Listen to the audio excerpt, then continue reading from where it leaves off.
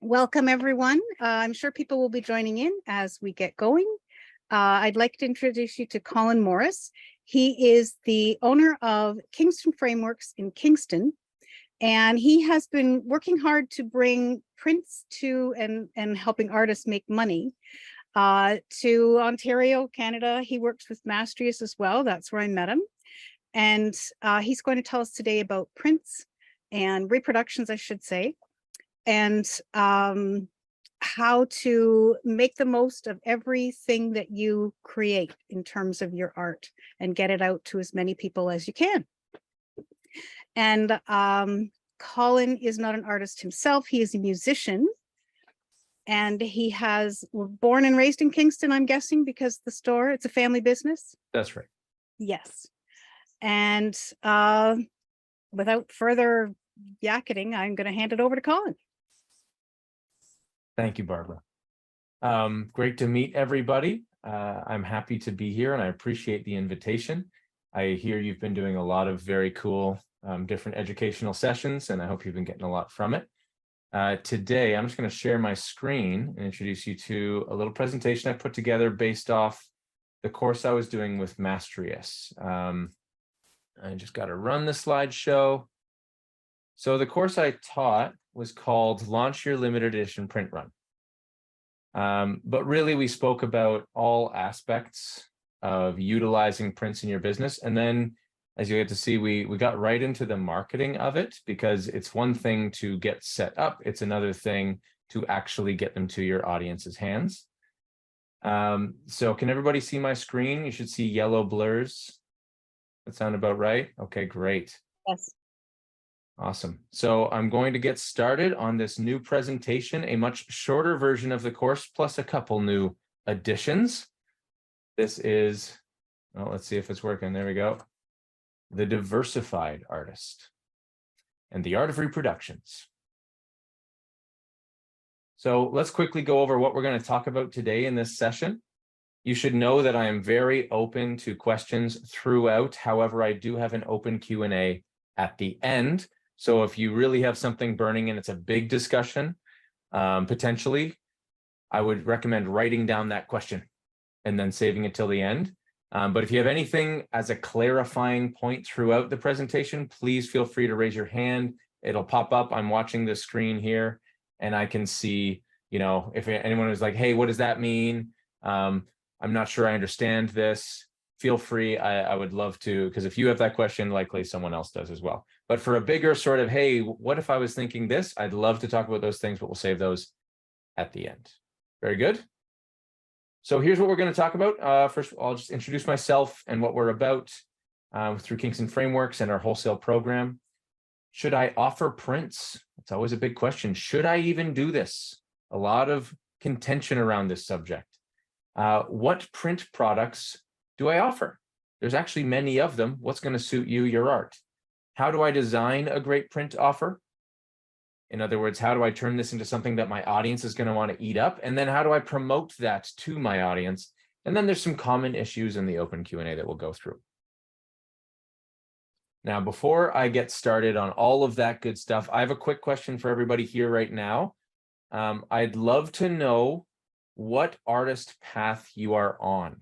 I'm going to walk through the 3 artist paths to success as I see them personally. This is my own little piece of philosophy, you could say. So there's 3 artist paths to success, and they're all based on how you're selling. It's not the type of art you're making, it's how you're getting it out there. Number 1, represented. The classic path, working with galleries, possibly other businesses, where they are representing you, you focus on your art, and they sell your art for you. The next path, unrepresented. This is where you are selling you, and these days, many people are building businesses completely unrepresented. So if you're doing a combo of both, you're selling you, you're marketing yourself, and you have some gallery representation, you could say you're in both paths. Some people are exclusive to one or the other. Okay. And then the final path is the rebel path. This is your Banksy's of the world, or Salvador Dali's, or Tamara de Lempicka, for instance. All of these individuals tended to use PR very well to their advantage by kind of poking the establishment right in the eye, doing something that, some kind of a stunt that gets them information. Again, you could be on multiple of these paths, including the rebel path, if you found yourself doing that. So I'd love to just see in the chat, if you guys could tell me which path or paths you believe you are on right now. Are you in a represented path? Are you in galleries? Are you doing a lot of selling yourself? So you're unrepresented as well. I would love to see that. Just get a sense of who I'm talking to here. First two combo, unrepresented, unrepresented. Gotcha. You are the artist and the marketer. Anybody else? 1 and 2, working towards represented, of course, yes. 1 and 2, first 2. So I'm getting a pretty common thread here. Anyone else? How many do we even have on this call? We got, is it 12 now? Okay.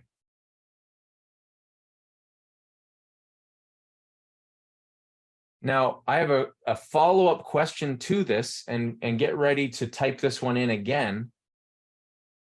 When you're thinking about adding prints to your business, who's selling those?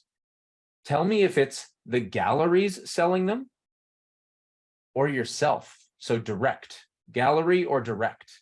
I'd like to know who's going to actually sell your prints for you from what you believe is going to happen. I'm anticipating that most people will not be having galleries sell for them, but I'd love to see if that's the case. There's very few galleries who get into the print world. Okay, so a lot of direct, as I kind of suspected. All right, all right. This gives me a good idea. So this helps us understand where we're all at and what you're going to be doing to succeed. So a lot of the offer building and everything like that, all that's going to be very relevant to you guys today. Self and fulfillment. Linda Frayne, what do you mean by fulfillment? Do you want to pop on for just a quick sec? I'd love to hear your thoughts. Or you can type it, whatever's preferable. No camera, that's fine. Do you have audio?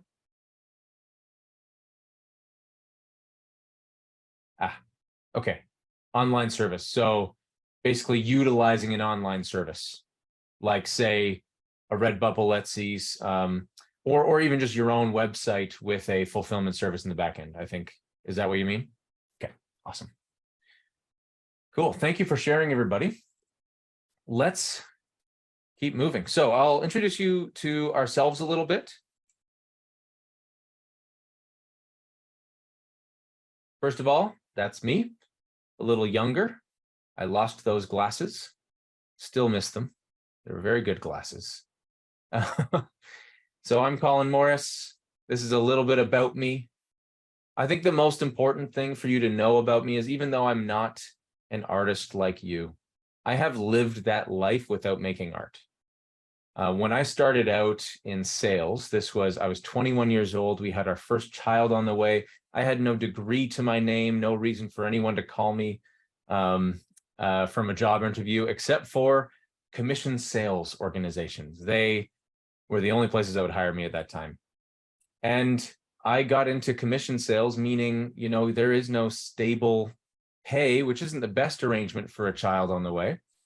But I dove into it. I believed I could do well, and I learned what it was like to live feast or famine. In other words, you get good sales, and then sometimes you don't get good sales. Thankfully, I did pretty well in all of my sales jobs, and I learned a lot about marketing myself, those kinds of things. I was an avid reader, many books. And then thankfully, all of that led into me taking on the family business just 5 years ago. And in that time, I've also been taking courses on business and marketing, that kind of thing, getting some more formal education, not just experience. So I just want to say this because I get what it's like to be entrepreneurial, or in your case, artrepreneurial, and creating your own market from nothing. The beautiful thing about art is, unlike me, you know, you aren't selling a product that everybody else sells. You're literally selling in a category of one from the start. There's blessings and curses to that. We can talk a little bit more about that later. But I totally get what that's like to basically have to develop a market from nothing. Yeah, you can see the rest there. I am working with artists on a regular basis. I do not charge for this at this time. If you ever want to talk and just get more sort of one-on-one approach after hearing me talk today, I'm totally happy to spend maybe up to an hour with you on the phone or on a Zoom call and assess you and your needs and your business and try to help you develop it even further if that's of interest to you. Okay, so that's a little bit about me. This is a little bit about Kingston Frameworks. We were established in 1982. We are in Kingston, Ontario, although we now ship worldwide and work with artists all over Canada. Lots of them in Ontario. Our staff is a 10-person staff. They are all basically artists, craftspeople, creative people, and they love what they do. They really do love working with you guys and creating products for you. And also, of course, we work with the retail market. It's been a unique place to be working with the retail market and with artists and with galleries, because we get to hear what everybody's saying to a degree from our market, which is always quite interesting. We've learned a lot of things because of that. Yeah, we do custom framing. That's how we started, but we got into giclée printing over a decade ago. I think I want to say 15 years ago now. It was 2008 that we got into giclée printing. So we're quite good at that. We are rapidly expanding. I'm currently working on moving into a new, larger location, which is exciting. We've been in that same spot for 40 years. So it's going to be a big change. We have actually the greatest selection of custom frames and styles in Canada, believe it or not, in Kingston, Ontario. I think the main reason for that is because there used to be a lot more competition in Kingston, but the industry did shrink a little bit and a lot of places shuttered their doors. We sort of ate that all up, and we ended up being a fairly big client for most of our suppliers.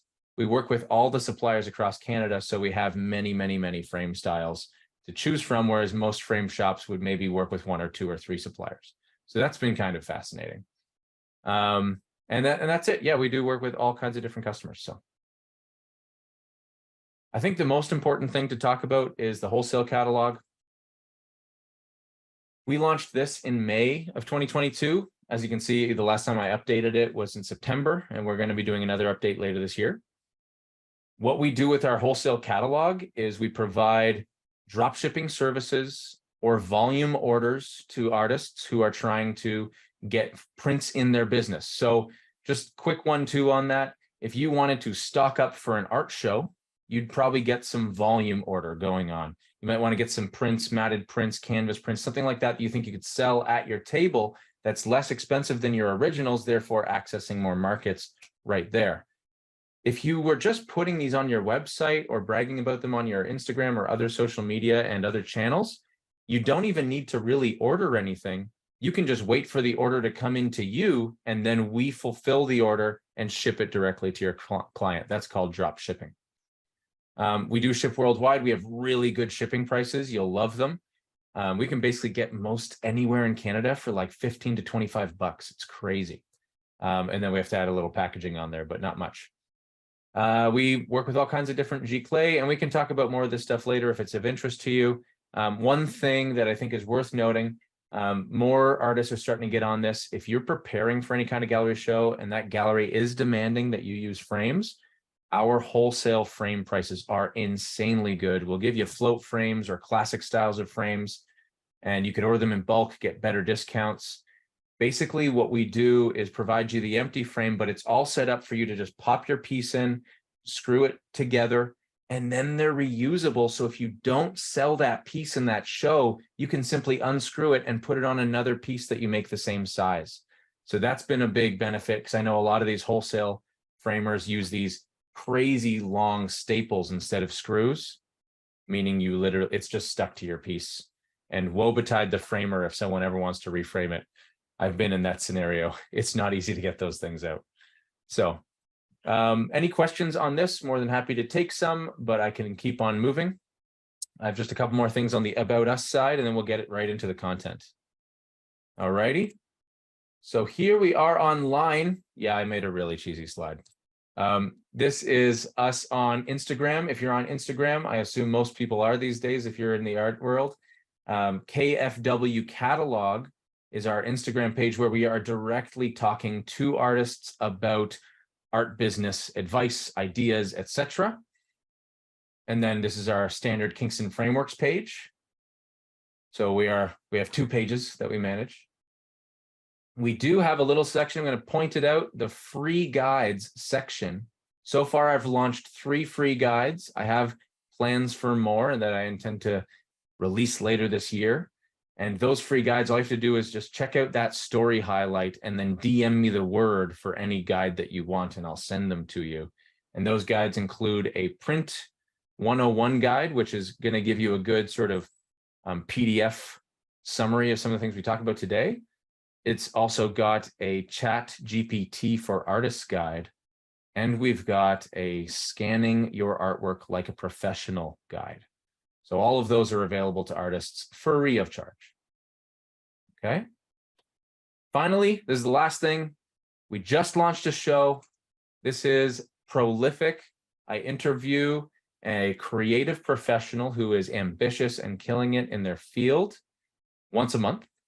Our next one is actually coming up next Thursday, and that show is going to showcase Jay Jolie, who started a film industry in Kingston, Ontario, where there was none. He's building a $100 million film industry from scratch. So lots of good business advice from this person. And our last show, which is online, is available. What we did was we interviewed Lisa Zurkovskaya, if you know, Curator on the Go. So wonderful interview with Lisa. She was very, very forthright with all of her opinions on the art world and how she's gotten started. So I'm just reading this chat here.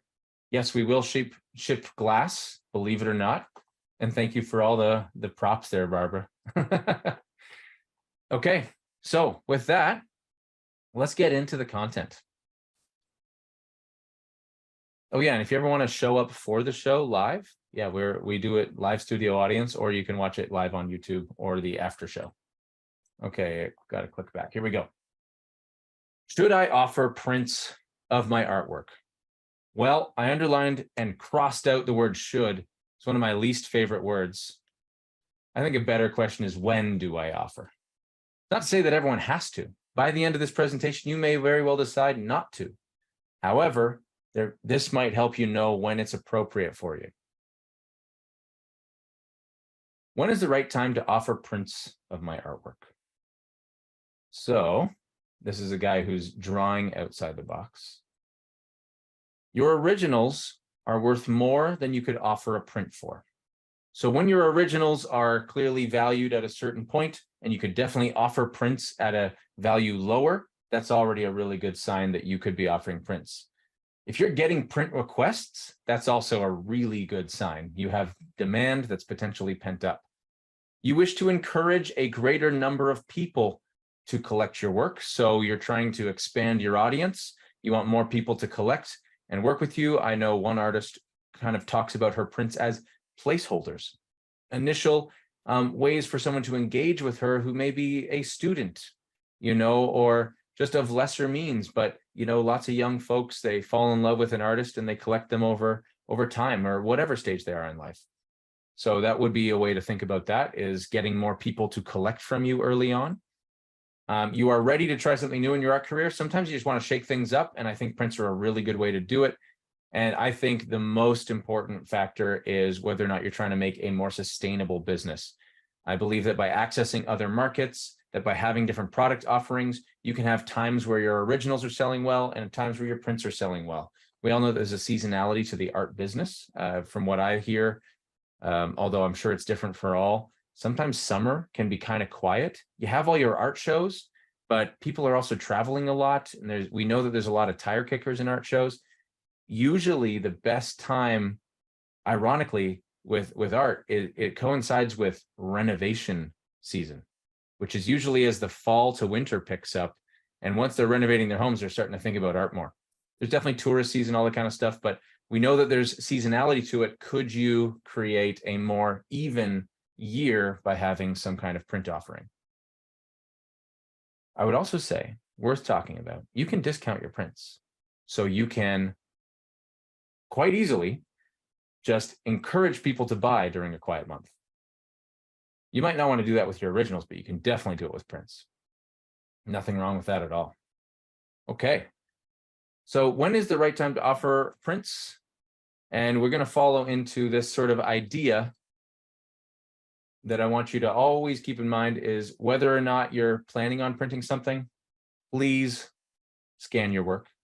Get a really good quality scan. At the very least, it is for your portfolio. I'm sure I don't really need to say that for a lot of people, but just in case you ever thought, ooh, I got to get that to the client. Well, before you do, get a good scan. And if you need help doing that yourself, because you don't want to pay for a photographer every time, the free scanning guide I'm going to make available later on in the presentation. You can just scan the QR code from the slides. But if that's interesting to you, it's got great tips on even using your cell phone to scan your images better. Okay. All right. So that's a little bit about when should I offer. I want to pause there. Is there any discussion points on like what you've heard? I've definitely heard multiple times people, some people say like, don't offer prints. It's not right to offer prints. For some reason, there's a lot of contention on this. I personally look at it like you wouldn't tell a musician to not offer an MP3. The question is how to do it. I think the art world has a bit more of a collector mindset. So you have to address your collector properly and know who you're selling to. From my conversation with Lisa on our last episode, one of the things that we have basically agreed on is it really depends on you and your audience. If you have a collector that's very much concerned about the value of their art and your career, then you want to make sure that you release prints in a very true way to that, maybe simply as limited edition, not open edition, things like that. But in general, I don't believe that prints devalue work. Let's see what people are chatting here. So is a scan better than a high quality photograph? Good question. Thank you. So when I say scan, I often mean photograph. There are some very, very expensive like canvas art scanners. They're like these massive machines. They're like $25,000. You can get really good results, like really good results with a camera and a color correction card and good lighting. And JPEG resolution needed for a good print. That is a good question. Generally, JPEG is not the file I would choose. I would choose a PNG or I would choose a TIFF. These are non-compressed file sizes. And if I was going to say PNG, then it would be for every inch that you want to make it printed. So let's say you want it to be able to print at 20 inches, multiply that by 300. That's 6,000 pixels. So 300 pixels per inch. So if you look at the actual dimensions of your image, you can just right click on it, go to properties. It'll say 6,000 by 4,000. Well, that's a really good 20 by 16 or something like that. So I hope that helps. We can actually dive a little bit more into that later. I have some slides for it. Okay. Up next, what print products do I offer? I wanted to go some of this early stuff really quickly so we could get into offers, because that's usually where the rubber meets the road. And I want to make sure people are that they're comfortable with what's available and how that might apply to their artwork. So to start out, the number one graphic I think that I've made for artists is this one right here. It's called the value scale for artist print products. Your art, your original art, is your highest value product. If you're a business and you're thinking like a business, you want to make products available to different markets. Your original is your highest value. That's your luxury car, right? Then you have your medium, low, and super low value products. You don't have to fill out every one of these categories, but you certainly can. And these are some of the ideas that actually fall into those spaces. And I've given you dollar amounts to kind of see, okay, what type of value am I asking for these products? So in the super low value category, which I see most artists starting out with, they have their high value product, and then they just jump straight down to super low. They skip the middle two tiers. I think the main reason for that is because these products are cheap and you can buy them in bulk, and that feels safe. And that's great. But as we'll talk about, you do not have to take big risks to offer low and medium value products. These things are fantastic in their own way. They can make your art more accessible. However, there's two problems with them. Basically, none of these products are going to elevate the value of your original works, I would say. I have yet to see a mug that made your original worth more, right?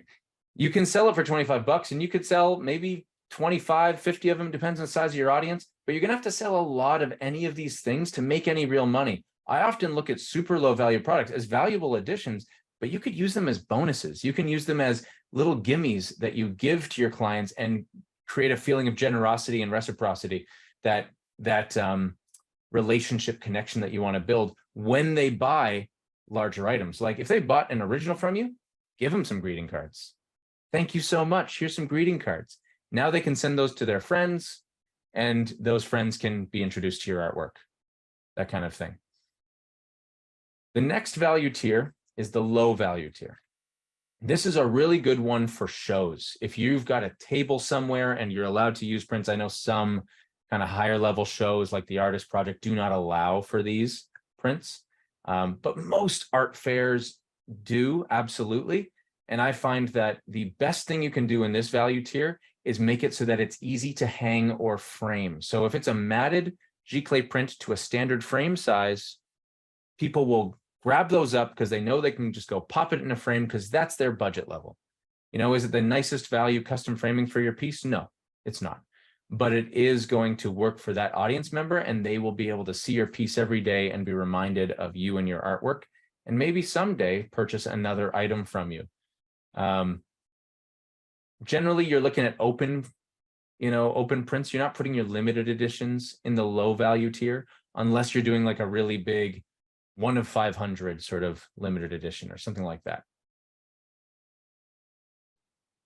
We'll go into all of these products, by the way, with some visuals and more details. So if you're kind of confused on any of these things, we're going to jump into them. Now, the medium value tier is my favorite. This is where you can really make a difference in your income level and in the sustainability of your business year over year over year by offering medium value products. And as you'll see, there's plenty of options. You do not have to be narrowed into one. Depending on your artwork and style, there's many ways you can do it. So let's take a look. Signed limited edition prints, really great. You could sell those for $500. Hand embellished prints, I like these. I just caution that you don't spend too much time on them because they are prints after all, and you could be easily making more original artwork. But some people make a great killing off of hand embellished prints. Stretch canvases, ready to hang. People love it. A framed print, same idea. You could basically be taking your low value item, upgrade it to a framed item, and now it's worth more to you, to the client, and it's ready to hang. In our guide, for instance, or sorry, our wholesale catalog, for instance, we do have like very easy to purchase framing options, so you can mark those up and make extra money through an upsell. See, I have a chat question. Hand embellished print, good question. So a hand embellished print is when you take a either canvas or fine art paper, cotton rag print, and then you take your brush, if you're a painter, and actually put little touches on it. Each of them is unique because you're hand doing it, you're adding to the piece. You may be just going over certain brush strokes that you want to highlight. You're basically semi-redoing your piece. They've come on Steam as a fairly popular option lately for collectors. And generally, you charge more than you would if it was just a normal print. A great person to look at, by the way, guys, is Julie Veenstra, Ontario local. I'm not sure if she's part of the OSA, but she's been running her own gallery and business and has made a killing doing printing. And you can see right from her website that she basically offers a lot of these things. So I would check her out. Veenstra, that's 2 E's and STRA. Acrylic face mounts are an interesting one. I'll show you those later. Aluminum mounts, specialty papers, and then litho and lino. So we're going to look at all of these things later. So as you can see, with a medium value product, you can offer it anywhere from just over $100 to over $1,000, depending on the size. Like you could offer 2 or 3 canvas sizes. And the largest one plus a float frame can easily be $12, $15, even $2,000. Like these are things that's what the market is valuing them at. That's what they're buying. If they're buying directly from the artist, they expect to pay these a lot of the time, and they're willing because they know that to buy the same canvas might be $5,000 or $10,000. Just keep in mind that whatever you're selling your artwork at, that's where you make your medium value offer. So if you're only selling a painting for $1,500 right now, let's say that's a fairly entry level painter, I would say, you might not sell a canvas print for $1,500. You'd aim for the $500 mark. Maybe you make them a little smaller, that kind of thing. Just make your product value offering more diversified. See another question? Julie Veenstra, there you go. Thank you. All right. Any other little questions on this value scale? Is it making sense? Can I get a show of hands if you're following this? Can I get a thumbs up if you like it? Is it good? Yeah, this is good. Okay, good. When you're talking to a quiet Zoom call, sometimes it's a little hard to know your feedback. All right. I'll keep going then. And there we go. So there's basically two categories of printing. Okay, you're going to learn all of them in one slide. There's the print on demand world. These are things that you could do a one-off of. And then there's batch printing world. These are things that you literally can't do a one-off of unless you're willing to pay a crazy setup charge for a single print. Okay, we're going to go through them. These are all things that you could turn into products for yourself and make your own special offer. Giclée is the most commonly known now. There are some common misconceptions about what Giclée printing is. People often think it's just canvases, right? It's Giclée canvas because they've heard it mostly associated with canvas. Giclée is basically your best quality inkjet printer today. There is no better inkjet printer on the market. The word Giclée comes from the French word, which means to saturate.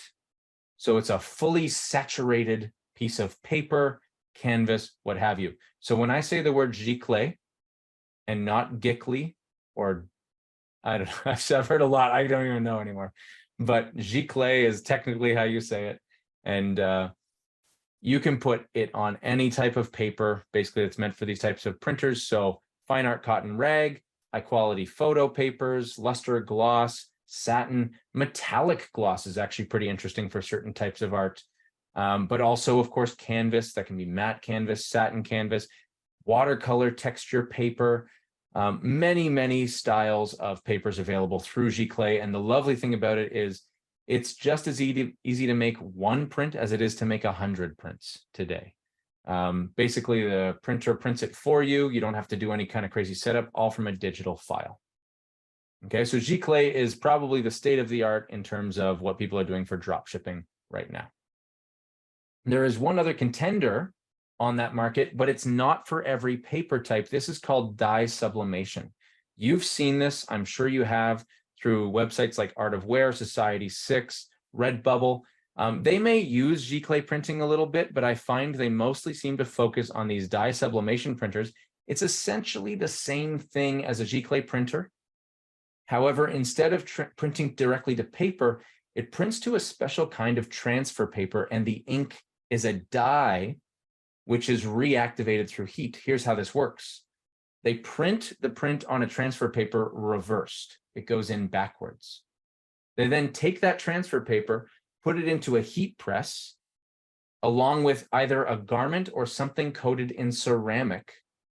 The heat press reactivates the liquid ink, and it moves into the good now. So a shirt, a mug, as you can see, this is called Chromolux here, this very shiny aluminum that's coated in a ceramic. So this is how dye sublimation technology works. It's essentially Giclée for different substrates with a transfer. Just so there's no mystification around how these things are done. It's really simple, frankly. And I hope to get into dye sublimation in the future, but right now I'm specifically a Giclée printer. Need more space for more machines. Okay, any questions on just what these are? I see some chats have blown up here.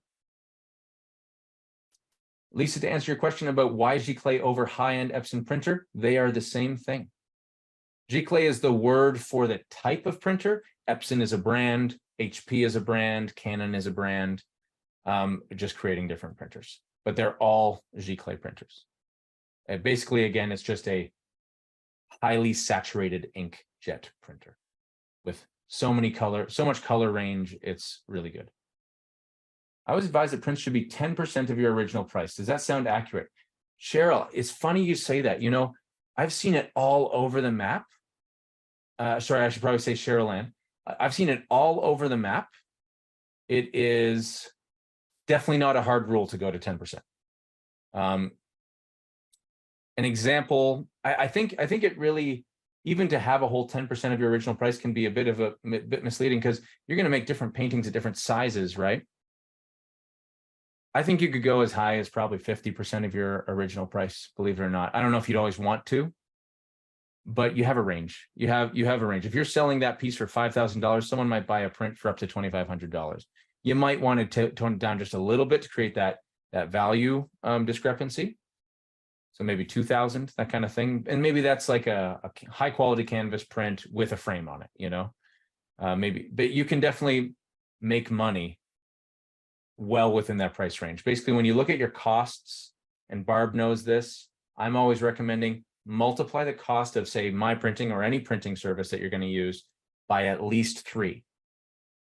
At least 3. So if you're going to spend $150 on that canvas for me to make it, stretch it, all that kind of stuff, and send it to you, then you want to make that a $450 item at the very minimum. But you're in a category of 1 as an artist, so you have no need to price it based on cost. What you need to price it on is based on the value of your art according to your collectors. That's it. You're a luxury good right off the bat. And the more you build your brand, the more you build your career, the higher price you command. I heard of someone who came from, is it China recently? An Asian country where the art market is very, very different. And they said, wow, I love buying art in Canada. It's so cheap. He was talking about $15,000 paintings. You know, value is completely disassociated with cost in the art world. It is all about the market, your place in it, and your collectors. Okay, I'll keep going. Why is Giclée? I think that's too low. Yeah. And are Giclée prints archival? Yes. In a nutshell, yes. Generally, everything that I'm ordering, and I think most of what you really can order, you're dealing with archival paper, and by default, it's archival water-based ink. So this means it has a certain amount of UV resistance. It's not perfect. You still want to put it behind glass in most cases. It will fade over time, especially in direct sunlight. Archival glass really helps. But it is ultimately still a print, and this is the best technology has given us so far. But they are archival, and they do last quite a long time, especially when cared for. They could last decades and decades. Okay. The main things that you're thinking about when you're thinking about archival is it UV safe and is it acid free? If it's got acid, it's going to degrade it over time and turn it yellow or burn the ink or create off-gassing. So you just want to avoid that. So it's got to be acid-free paper, basically, which means it's made out of cotton rather than tree. Okay, good questions. Thanks, guys. I'll keep moving with batch printing. So the batch printing options, I would say, are far less popular today for artists to use. That does not mean that they're off limits. You have to do some kind of a batch, which is risky. It's going to cost you money up front, unless you have someone bankrolling it for you, or you've got bankroll yourself, right? So when it comes to batch printing, there are a few methods. Silkscreen, you all know this from probably, movie concert posters are often silk screened, and shirts. A lot of these methods are similar, and you'll see that litho lino, which I'll just show right here, similar idea. They're basically making a template that is then run through an inking process, and depending how many colors of inks, you have different templates to press on the same piece of paper or garment or anything over and over and over again. Both of these methods require setup costs because you have to prepare the silk screen, or you have to prepare the slab or the linoleum when it comes to these two methods. But there are providers out there who offer this, and it is a unique kind of hand-done process. It's Some people get into lithograph or lino cut as a method. If you're an original oil painter, these are probably not very applicable for you. However, they are out there if you ever decide to use the medium, because maybe you make a certain painting with this medium in mind and you decide to release it as a limited edition print. Okay, the next batch printing method is Japanese rice paper. You see these a lot with Cape Dorset indigenous prints. I got to tell you as a framer that rice paper is one of the hardest things to work with sometimes, especially depending on what the client's wishes are. It can be very simple, but it can also be very complex. It's a thin, somewhat translucent paper, of which generally you're using a lino cut or lithograph method to ink the paper. But it's unique in that you get a certain style of paper and a certain, I would say, perceived value. Japanese rice paper is considered by collectors to be a fairly valuable item in and of itself, just by putting the piece on it. Okay, so I think you can all get that mostly you're going to be interested in print on demand, but if anyone was interested in these other batch printing methods, there's definitely a market for them, and it can be a unique offering for your audience. They just cost more upfront. That's why most people aren't using them. Okay, questions on these, or we're good to go? I'm going to move into our next slide. Now that we've talked about all the options available to you, let's talk about the values of them and what you can turn them into as products. Okay, because we looked at that whole value system there, super low, low, and medium. Now, what kind of products might you be offering? The first is open edition on paper. Open edition on paper is an offering that I see lots of. I have two versions of it here for you now. Open edition means there's no limit. You can print as many as you want to. The next time you get an order, the next time you want to stock up, you print another one. You can print them on paper alone and then put them into a clear plastic bag. I'm preparing some of those for an artist right now for a show he's doing in Toronto next week. I'd say the one drawback to the paper only is that the person basically knows they have to find a frame that fits it or go get a custom one. So it's a little harder for someone to want to grab onto it because it's not ready. You just sort of know that it's flimsy. At the very least, if you put it in a clear plastic bag with a nice, hard, firm backing, that is good for making it a little more presentable, making it feel a little more sturdy. But I do often recommend try to put mats on your open edition prints and then mat that to a standard frame size, 11 by 14, 12 by 16, or if it's square, 16 by 16, 16 by 20. The client will immediately see more value in that and be more ready to pick it up because you've removed risk from the transaction. You've helped them get closer to a finished hung product. It also just, again, it feels more sturdy in their hands. When they pick it up and they touch it, it doesn't feel flimsy and delicate. It feels, and people like that. My first job in sales was offering waterless wash and wax to people. I would do demonstrations at gas tanks. I don't know if you ever had someone do that to you. They'd come up and they'd spray wash and wax on your car after asking permission and then show you how quickly it cleans and waxes your car. And while I was doing that, I would say, here, can you hold the can for me while I wiped it on? One of the things we were taught was get it in their hands. Once they have something, they don't necessarily want to let it go. It's cheesy. It's sales tactics. I don't recommend really thinking like that all the time, but it's true that the tactile feel of something is valuable to people and does increase their likelihood of valuing it. Okay. So you can see I have a bit of a price range here. If you were going to do, say, a 16 by 20 matted print, you could go as high as 160. I might price it up a little bit, say 120 or 100. Like, I think you can basically make money with that at $60 to $80. You're at 3 to 4 times your cost already. And to go higher just gives you more room to profit. And I think depending on your market, you could go as high as 160 usually, maybe even higher if you really are like you're selling $10,000 paintings, definitely doable. What you can do with it is then discount them if you go really high and then say, but today only at this fair, I'm selling these for 30% off to show my appreciation to you. And that just increases likelihood of purchase right there. So you can make money, good money at $60 to $80. But if you price it even higher, then you can discount them. and create urgency in the transaction. I'm not saying you have to do any of these things. All sales tactics, as we'll talk about, can be dangerous. However, they can also, when done well, be very, very effective. Okay, questions on that? Good on open edition on paper? Everyone's following what open edition on paper is about? Okay, so that's generally a low to early medium value product, depending on how you decide to price it. Ready to hang. So this is important. Now, these are generally also open edition, although they do not have to be. You could limit them. Certain of them can feel a little more exclusive, and generally exclusivity increases value.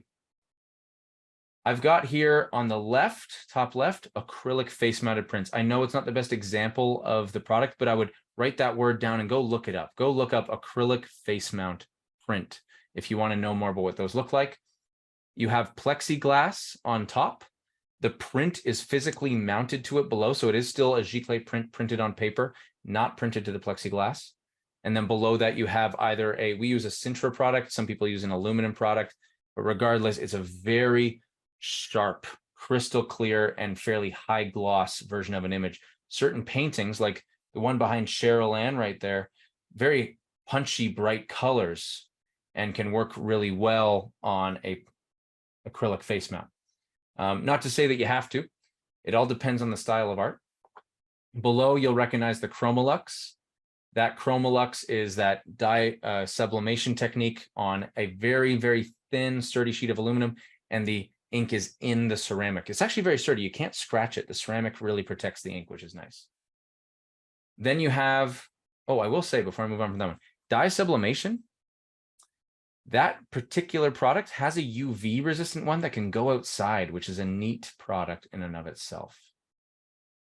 The next here is canvas. This is probably the most known and potentially the most contested one. You know, if you paint on canvas, should you print on canvas? People are asking themselves this question. I would say absolutely you should. Should, again, there's that word, but you definitely can with no real repercussions, in my opinion. A canvas print, first of all, you simply price it lower and you make certain changes to it, like how you do your edges. If you always paint right around the sides and continue your image along the edge, then don't do that on the canvas print, make it black. Or vice versa. If you always paint your images, your painting just a flat color on the edge, well, mirror the edges, make it different. If you use thick gallery depth canvas on your prints, make it shallow. Just make it clearly not an original. If you're painting really big pieces, don't make a print at the exact same size. Make it just a little smaller at the very least, and then make some medium sizes too.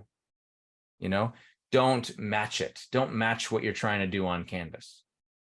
Now you have a medium value offering that the market already really values. People today want canvas prints. It's probably more popular than framed prints. The reason for that is it's understandable, it's lightweight, it's generally considered to be affordable, and it looks like an original, so it feels good to someone who can't buy your original. So canvas prints, I think, are a huge opportunity.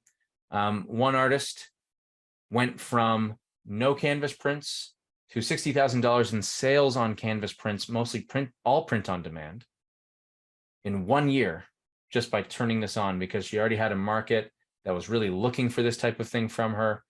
They could no longer afford her originals because she really had grown in her career. And boom, she turned that into an income stream that rivals a lot of jobs by literally just putting it on her website, and we do all the work.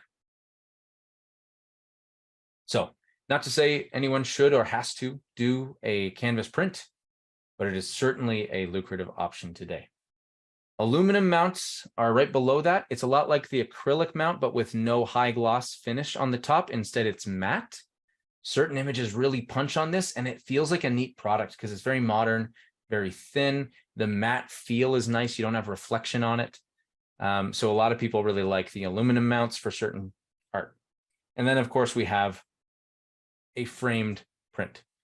So you can offer this easily as an upsell on the website from your open edition prints. So if you have a website, or if you're doing this even at a table, you could have a couple of framed ones ready to go and then a whole bunch of just matted ones. if you invest a little bit in there, people might actually go, oh, wow, there's a, $250 framed print or the $100 matted print. Which one do I want? The matted print's going to seem more affordable in comparison to the framed one. So people might go, ooh, that's good value. Take it. Or for those who aren't looking for cheap, they're looking for ready, then they'll go straight. Oh, I got an Amazon package apparently. If they're looking for ready, they'll happily pay the $250 and take the framed print. So you're giving people options to choose their path. The framed print can also just be an upsell on your website. I see I have a question here. Yes, Michelle Reed, one of our newest members, is a rock star. Okay, I will hit the next one. I bet you're all wondering when I was going to get to these two, limited edition prints and specialty release. So limited edition is fascinating. It takes a little more thought up front than doing an open edition, but I think well worth it. As you can see, the price ranges on a limited edition print very widely, all the way up to 5,000. Again, that very much depends on the products you're putting out there. However, people have a much higher perceived value of this. Now I've got all my prices in Canadian. Really, it can be higher. I'm using the guy Banksy released some prints last year in Great Britain pounds, 5,000 Great Britain pounds. So that's quite a bit more than what even I've put down here right now. Right, so there's definitely a lot of potential in that. Limited edition prints are fantastic when you're really looking to add value to your collectors. Someone who loves your work, is already collecting it, may not be ready to purchase another original, but if you were putting out a limited edition release, they might go, ooh, I think I really want to get in on that, because they know it could be gone. If they believe that there is competition for those prints, they know that it could be gone before they take action. So that creates urgency. And because it's limited edition, they perceive value and potentially growing value. Again, they have to look to you as an artist that they see as growing in value, which is ultimately always a goal, I believe. But that limited edition can really create some buzz in the right release. Now up above, I have specialty releases. These could be limited editions. They could be open as well, but I would generally make them limited, where there's specialty papers like that foil paper you see up top. That's from the, is it Chuck Sperry is his name, who does all of the posters for Pearl Jam and other bands. And he does his own limited edition releases on this. Very cool, as you can see, foil paper. People eat this stuff up. They'll spend thousands of dollars on his prints. The transparency I have there is a new product today, and I would say not yet understood well, but could be a neat specialty release. I have a few ways to do that, where you're starting to play with light or color or layers, because now you could layer your image into multiple prints to make one. It's amazingly as affordable as just normal luster paper. So very, very affordable to get a transparent print.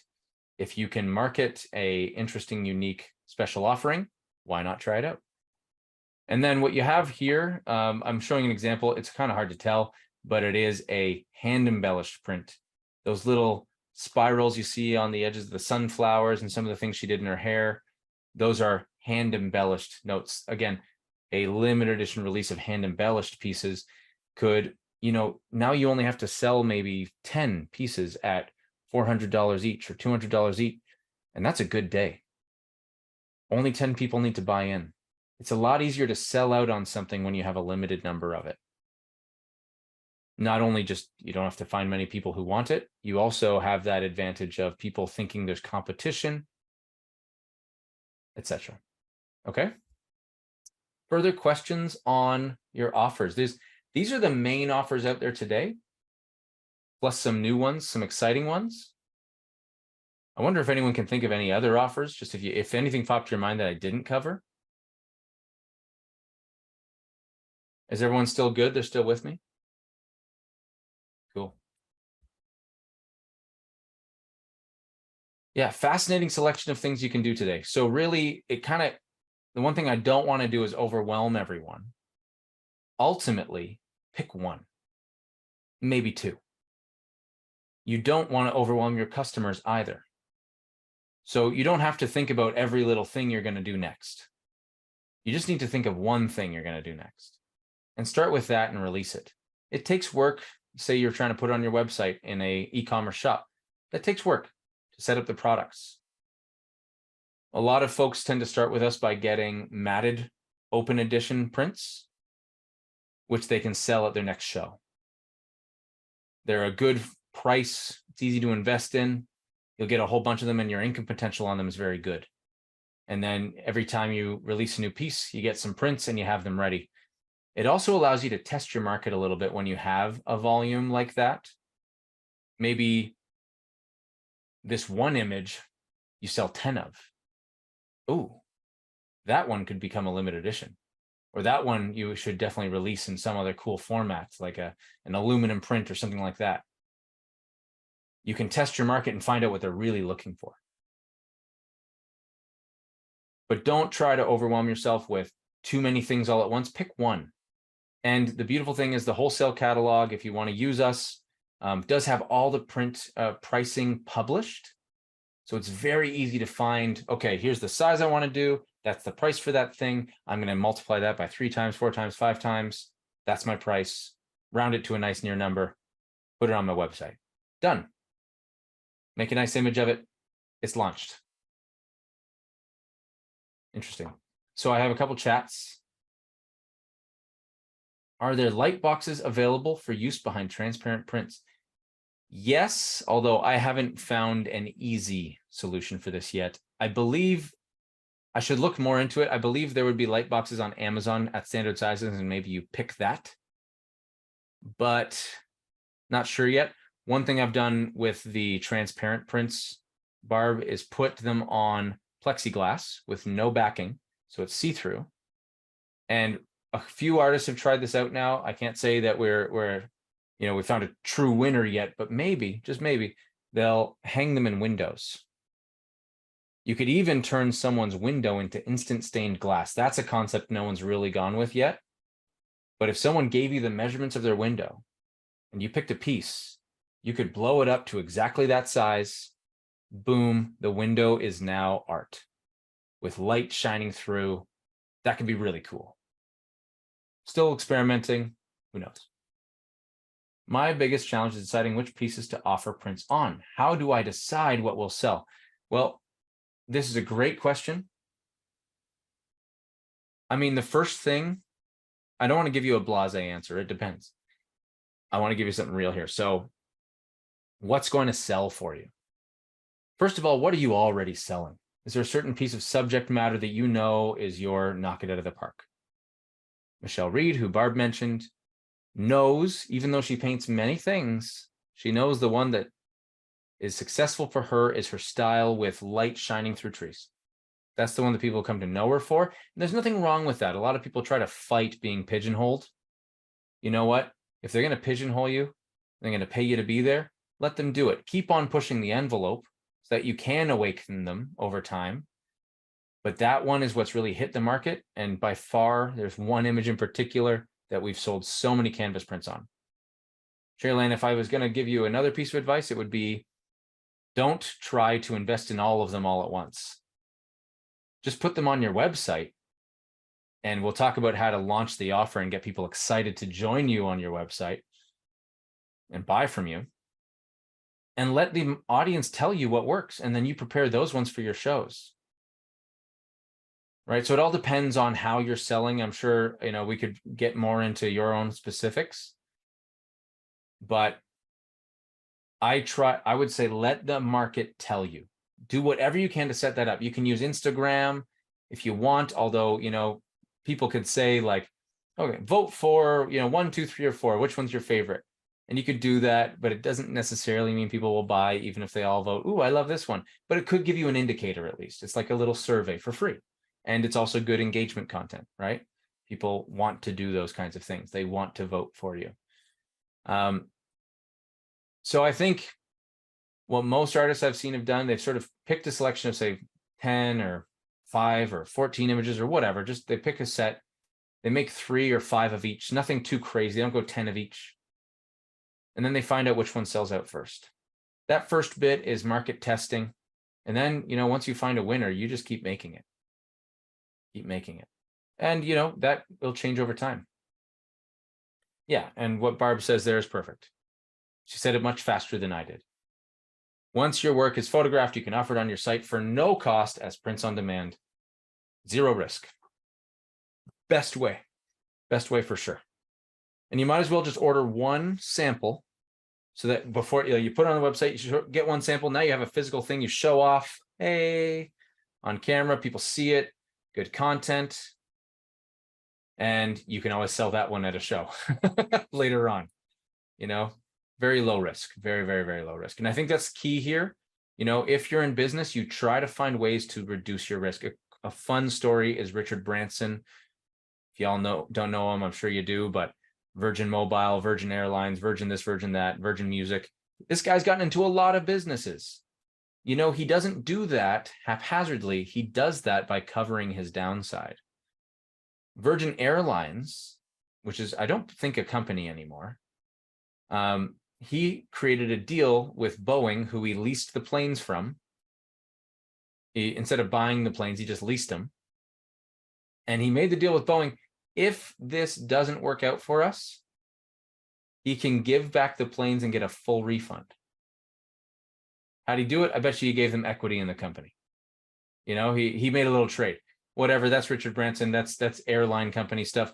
The point is that all smart business people, which you are now one of, if you weren't already, you are today and forevermore, you reduce your risk in any new venture. So reduce the amount of cost that you have on the line. Test the audience for free. Okay, good questions. Next slide. How do I offer my print products? This is where the rubber meets the road. This is us getting into basically offer design and promotion. If I was to give one piece of advice to artists, it would be make more offers more often. When you make more offers, you are inviting your audience to participate with you. If you never make offers, they don't know you're available. They don't know you're ready to do something with them. And it's a piece of advice I'm constantly pushing myself to follow. I offer more. I offer more. I started a show. I'm creating the catalog. I'm putting out free guides. I'm creating my wholesale catalog. I'm getting on these to, encourage people. So I'm following this advice too. And you can do the same in so many ways. Are you offering workshops to your audience where you now have prints for sale in your studio while they're there, right? Are you putting prints out to the audience? Are you going to art shows? Are you maybe creating a studio tour or going on a talk show or just, networking with other artists, collectives, etc., getting in a show, getting a competition, whatever you can do to offer someone to participate with you. Sometimes it's free stuff. Like if you sign up for my email list, you'll get 10% off on your next piece. Or you'll get exclusive access to my VIP mailing list who gets advance notice of all my pieces and advance notice of all my releases, right? What are you doing to speak with and work with your audience? Anyone who's in the unrepresented path, which it sounds like everyone basically is, although some have some gallery representation, it is about making more offers for yourself and engaging with your audience. And if you were to look at a blank piece of paper and just start brainstorming, blue sky, everything you could do, and then take a look at a calendar and pick some sort of months, like this month, I'm going to try this one. This month, I'm going to try this one. Keep it real simple. Try new offers. That's how you build your business. Last point on that. When you make the offer, you're going to make two crowds. There's the ones who take you up on the offer and the ones who don't. The ones who don't are not a lost cause. In fact, what you've just created for a lot of them, if they like you, if they didn't just unfollow you at that point because you made an offer, They kept on following you. They like what you did. Now they have FOMO. For whatever reason, they couldn't take action. Maybe they wanted to, but they couldn't. Time, budget, something else going on in their lives. But that FOMO builds up. The more offers you make, fear of missing out, by the way, is what FOMO means. Fear of missing out. The more fear of missing out you create in your audience, the more likely they are to take action on the next offer and the next offer. So creating offers builds your audience and it builds their engagement with you.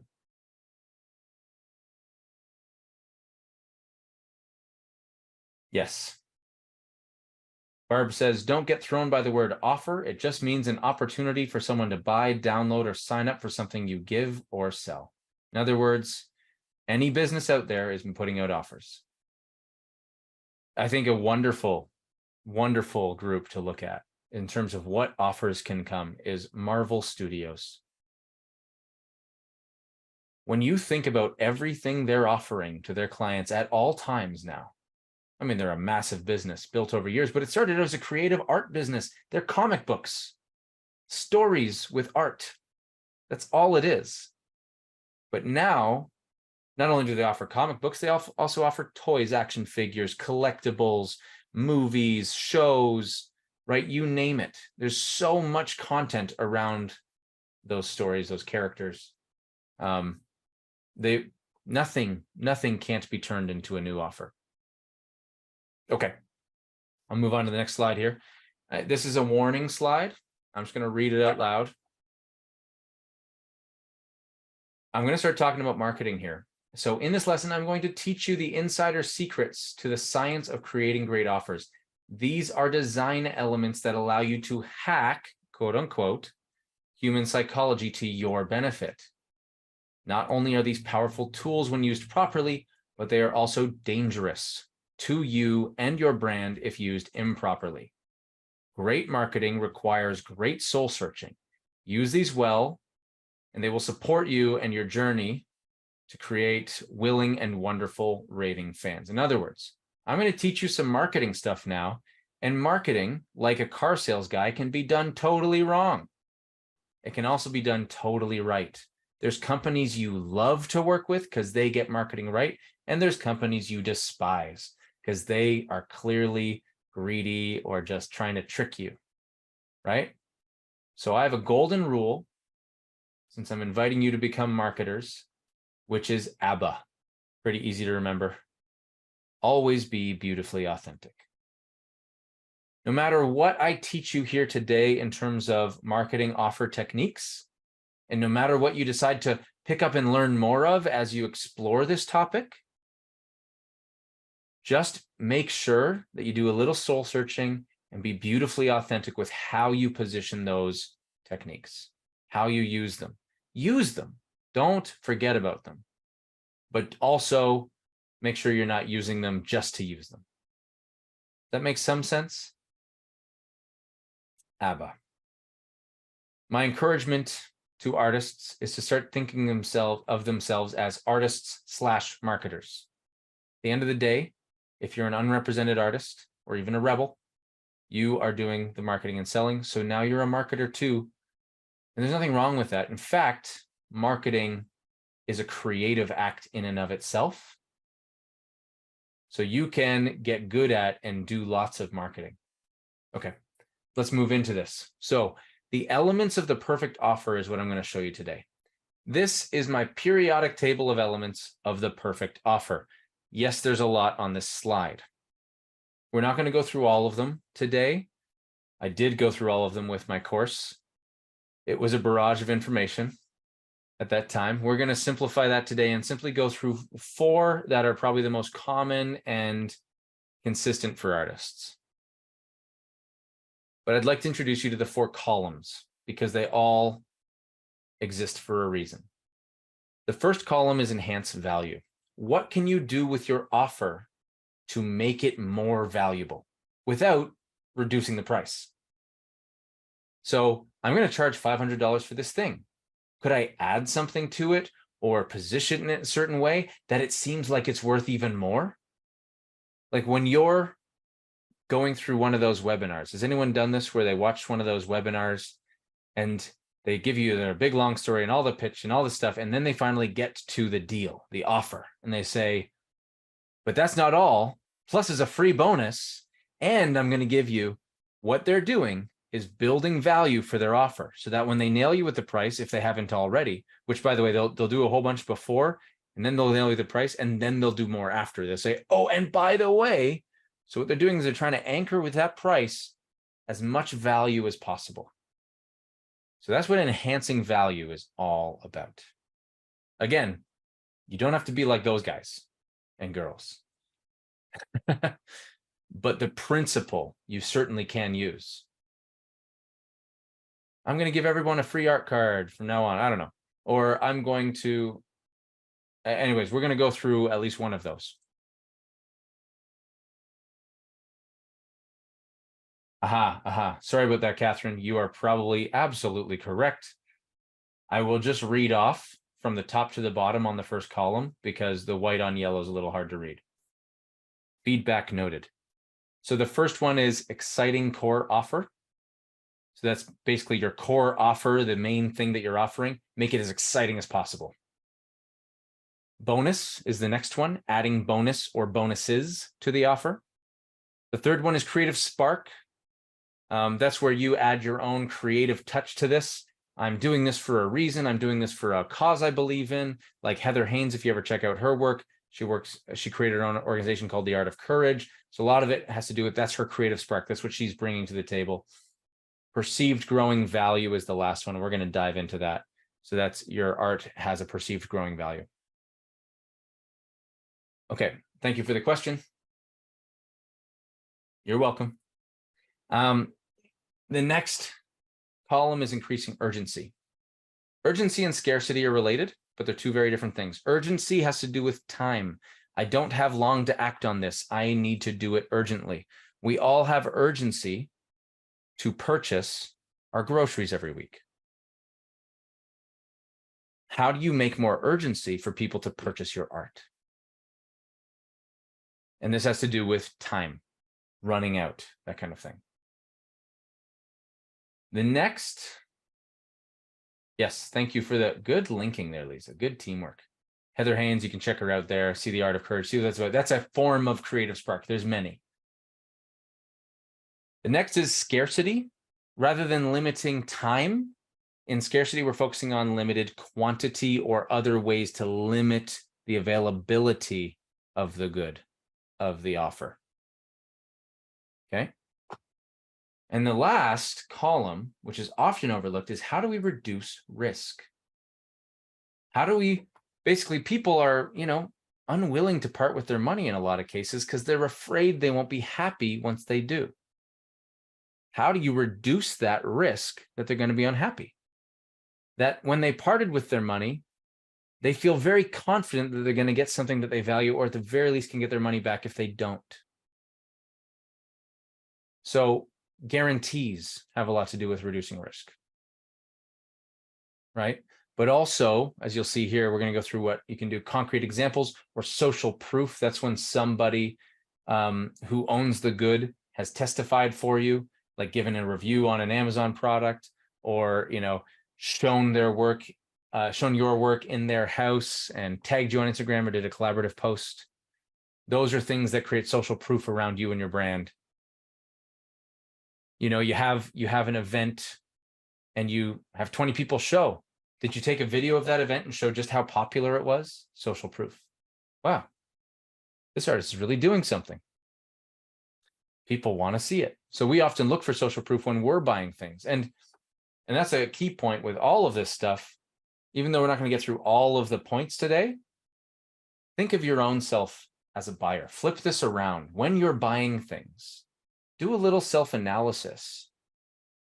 What made you think that was good to buy?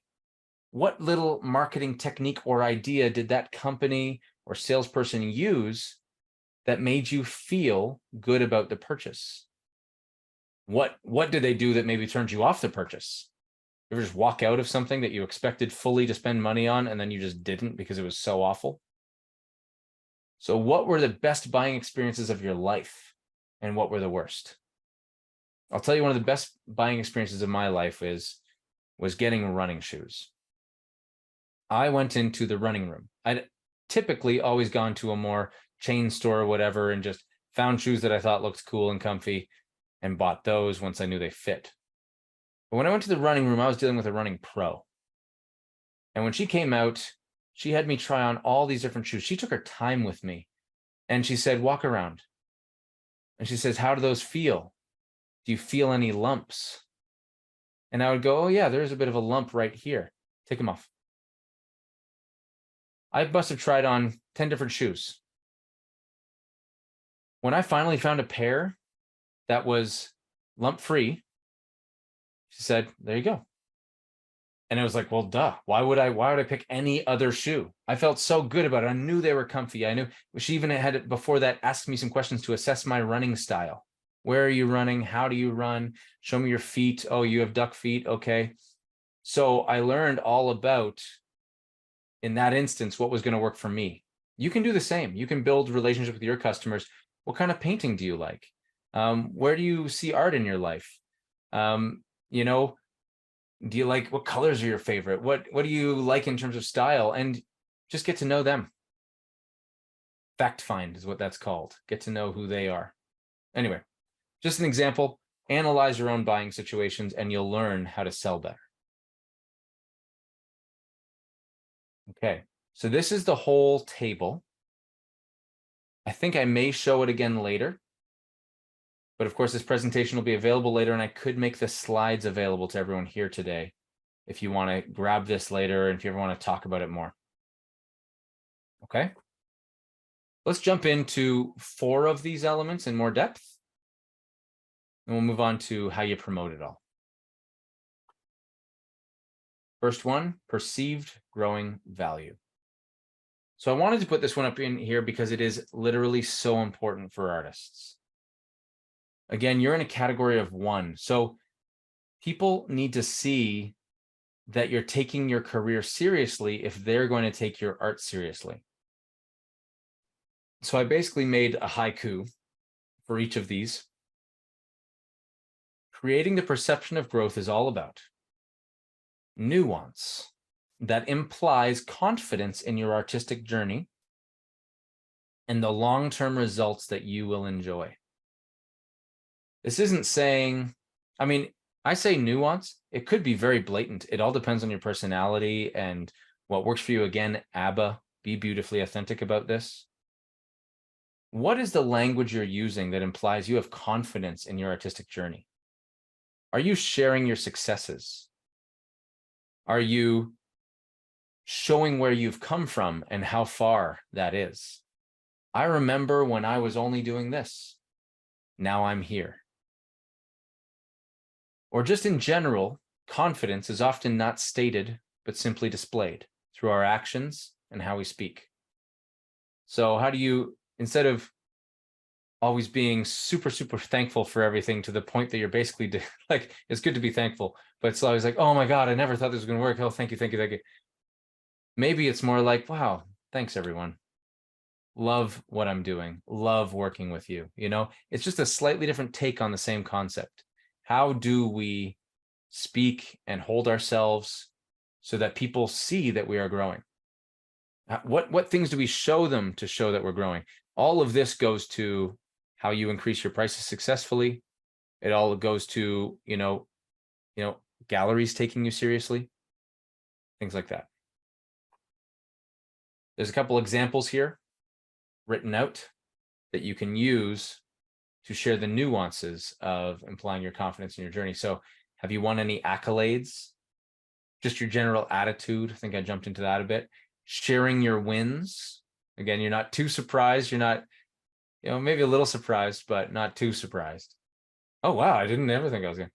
Sharing wins of others, I think is actually a really interesting one. Are you working to share the wins of other artists? Are you saying, oh my God, I love this artist's work, yada, yada. An artist who does that displays confidence in their own ability because they're not seeing other artists as competitors. They're seeing them as collaborators, creatives that they admire. And you're not losing anything from that. You're only gaining and they're gaining. It also fosters their community of sharing you. It creates reciprocation. So your nurturing community, are you part of any groups or are you all on your own? Are you in Mastrius or are you part of a group of other artists? Because I tend to find that groups who do that well lift each other up very successfully. They go to the same art shows together, they split costs, they help each other out, they learn from each other, etc. And it shows, you know, it's one thing to be like a solo musician, but it's another thing to be in a band, don't you think? Not that you have to be. You can be a solo musician, that's fine. But a band is a certain like, ooh, they're all together for a reason. Anyway. And then repetition and last time, showing where you've come from. You repeat the same offer because it worked. Hey, I did this offer, I'm going to do it again. So perception of growth. Questions on enhancing value this way through trying to create a perception of growth in you and your career? The OSA is a pretty good band. Ayo. Okay, I hope this is all making sense. This one's probably the most abstract one I'm going to give you, but it is important. It'll help you enhance the value of everything you do. That's why it's important. Okay, next. Okay, I did. I showed off this whole thing every time. So we just walked through an enhancing value period element of the periodic table of the perfect offer. Next, we're going to go through increasing urgency. And the way we're going to talk about that is a limited period. Here's your haiku. Setting a limited sale period is all about focusing your efforts to bring your collectors the greatest possible value while encouraging them to make their decision. Let's break that one down a little bit. When you offer a limited sale period, like only 1 week to order, or only this month, or only this day, what you're doing is you're saying, I'm not going to be thinking about this all the time. I'm focusing my efforts to right now. I'm handling this right now, and I'm moving on. The wonderful thing about this is your collectors get excited about it. They feel a sense of urgency to participate. If they're going to participate, they have a limited chance to do so. And then when it's over, that FOMO can get so strong for anyone who missed out for whatever reason. You're really putting a cap on it. You're saying, that was great, I'm moving on. You can do it again, maybe in 3 months, 6 months, a year, every month, whatever. Some people do it right around Christmas time, every time. They open up print shop, 1 week, boom, done. And they tease it a whole bunch. And what it does is encourages them to make their decision. People can be very waffling about their purchases. They can put it off, put it off, put it off. You're not letting them put it off. They must decide. Thank you for saying so, Catherine. So this one's really simple. There's, as far as I can tell, only 3 real ways to do it. There's a limited time to order. There's a limited time to enter. So maybe you're doing a draw. Maybe you're doing a giveaway. Limited time to claim. So if it's a discount, a coupon, freebie, limited time to claim. Those are the main ways that anyone can use this element, the limited period. Okay. Up next, increasing scarcity. Again, urgency is about time, scarcity is about quantity or access. The number one we're going to go through is quantity, because I think that directly relates to most what artists see, and that's limited edition stuff. Here's your haiku. Limiting the quantity available is all about creating an opportunity to buy something exclusive while increasing the impetus to act now. I was particularly proud of those words. As you can see, what I'm really doing here is I'm trying to not to make this language here all about what you want and what you get. It's not about you, it's about your audience. It always is, always will be. Your customer is the boss, right? They come with a paycheck. We're here to serve them. So what we're doing here for the buyer is creating an opportunity for them to buy something that is exclusive. That's exciting because exclusivity has value, right? And it increases the impetus to act now because it could run out anytime. They don't know. Maybe it does, maybe it doesn't. I generally recommend with this stuff, with quantity limits, if you're new to it, start real small. Great example. One artist I work with in town launched a 6-piece limited edition framed series. He invested in these, by the way. He put like really cool, really cool frames on these pieces. I think this is where he broke. Everyone else thinks frames of like, ooh, I just want Scandinavian, blah, blah, blah. Well, his art is loud and funky, and he chose these bright red frames that were absolutely gorgeous. He did 6 of them, sold them all in 6 hours. He priced them up. I think he could have priced them even more up. He didn't price them up enough, in my opinion. But he made like $500 in 6 hours once all was said and done. Because the quantity was so limited, he had an engaged following, people who were willing to spend a few $100, and it was really cool. Like he really made a valuable offer with a limited quantity. Fascinating, no? Inspiring, intriguing. Want to try it for yourself? Why not?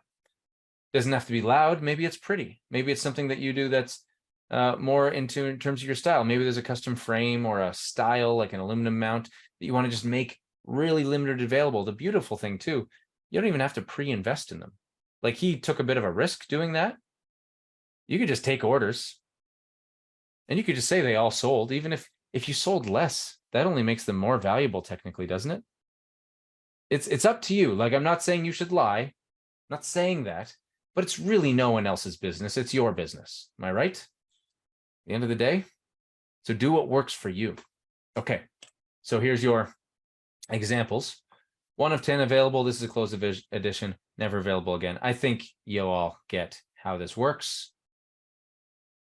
It's all in positioning that scarcity, the limited quantity. Okay.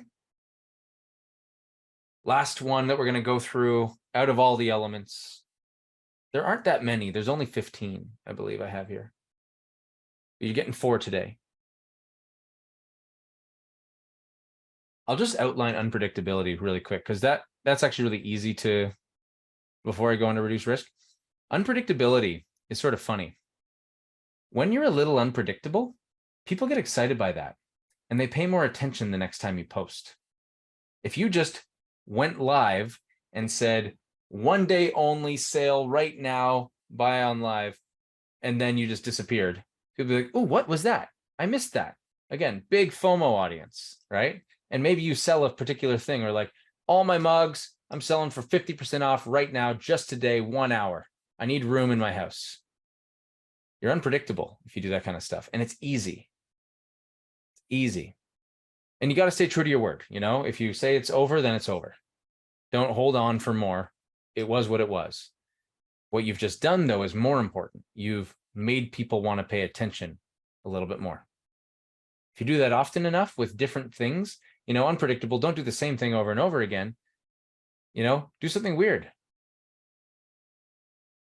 It can be weird fun. It can be weird funny. It can be weird cool, weird beautiful. But just something that's like, ooh, what was that? We've been inundated with so much content and craziness today. Sometimes maybe you need that to just break through a little bit. Just an idea. I painted a follower today. That's the whole unpredictable market. Who's she going to paint next? Okay, following on that, unpredictability comes in all shapes and flavors. Add a little bit more. Dash it, Salt Bay, add that to your food. It'll taste better, you know? Okay. Next, reduce risk. I wanted to choose concrete examples. It's easier than ever to do, and it's so important because people are buying online. They need to know that the thing is really good. It's hard to know. So providing concrete examples is all about making your offer tangible by providing great imagery and physicality to help them feel your offer or to feel its value.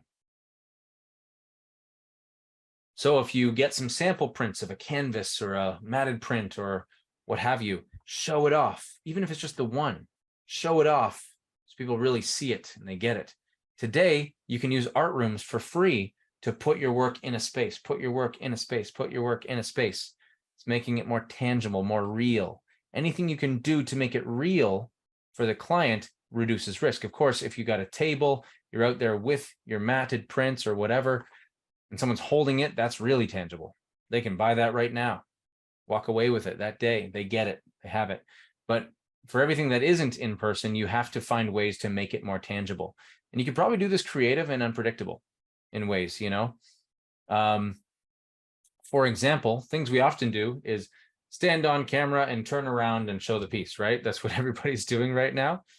Well, I love angles that get right to the like edge and you kind of see the texture popping off maybe, or you just see it going all the way down. That feels more real, those corner shots. Or you can, let's see, put your cat beside it for scale. Or you can, I don't know, you could do something kind of wacky, like showing it while standing on your roof.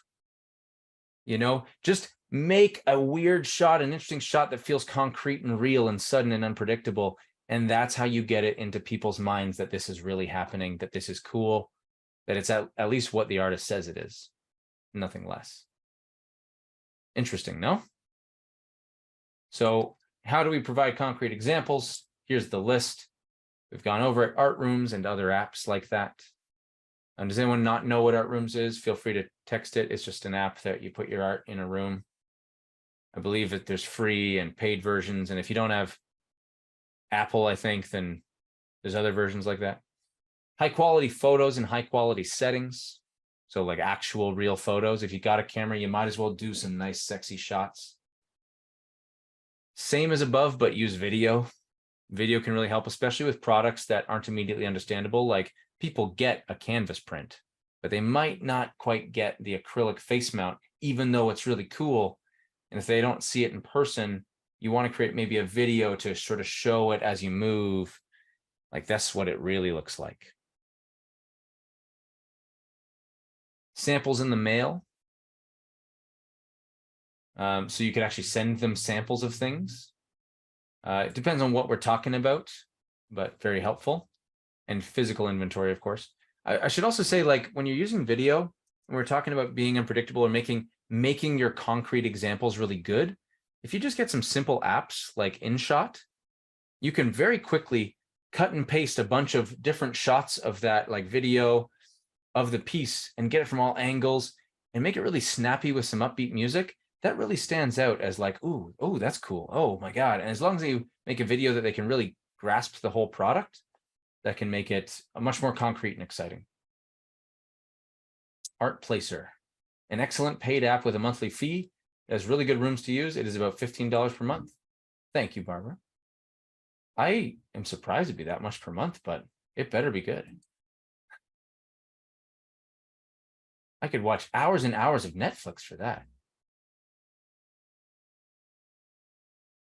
Hey, you know, it's not that much at the end of the day. Okay, Art Placer.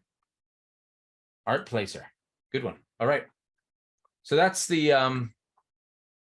whole of what we're going to go through for the elements of the perfect offer. Any final questions on any of these elements, even the ones we didn't cover?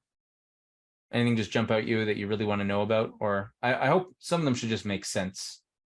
Early bird / expiring discount, offer that to your VIP list kind of thing. I've got a chat. There you go, Art Placer. There you go. Okay. We're into the home stretch now, everyone. Has this been good so far? Fantastic. Thank you. Okay. The next is, how do I promote my print offer? Oh, I got to click on this thing here. How do I promote my print offer? Obviously, very important. You're the artist and the marketer.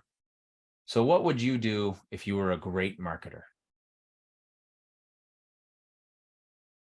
I think this next series of slide may be my favorite yet. We'll see what you think of them. These are the Easy E's of print sales. If you don't know who Easy E is, he was a rapper in an original rap group for Run DMC, one of the original sort of rap groups, I think in the 80s, I think. That's Easy E. In case you hadn't put that together, that's him. Why did I name it this? Why did I name it this ridiculous thing after a rapper? Well, you'll see. The first step is to tease. Tease your offer. The second step is to tease. The third step is to tease. Please tease a lot. Artists are not teasing enough. Okay, then release the offer. And finally, end it, or what I like to call freeze. Tease, tease, tease, release, and freeze. Easy ease. It's like a rap. It's really easy to remember too, right? 3 words, one rhyme. So what do all these things mean? Let's jump into them. Tease, release, and freeze. Okay. Oh, and repeat. I forgot about that one. You got to repeat too. Like a chorus. Repeat the chorus over and over. Do this all the time. This is your discipline as a marketer. All right. All you do is tease, tease, tease. Rolling Stones. So we're going to go through 6 different things that I want you to keep in mind when you're thinking about teasing this offer that you're making. First of all, the second you start thinking about an offer, the second you're like, you know what, I am going to do prints. Don't have all the figures yet, or I am going to do a workshop. Haven't figured out the location, the price, or anything yet. Whatever, just tease it. Say it's coming soon. What do you think the movie business does? They have trailers and announcements that happen year or years in advance. Coming soon, coming soon, coming soon. You can build up audience demand by doing this. And one of the reasons you need to do it so much is because today, if you have a business or professional account with Instagram, let's say, you only reach 1/10 of your audience on most organic posts.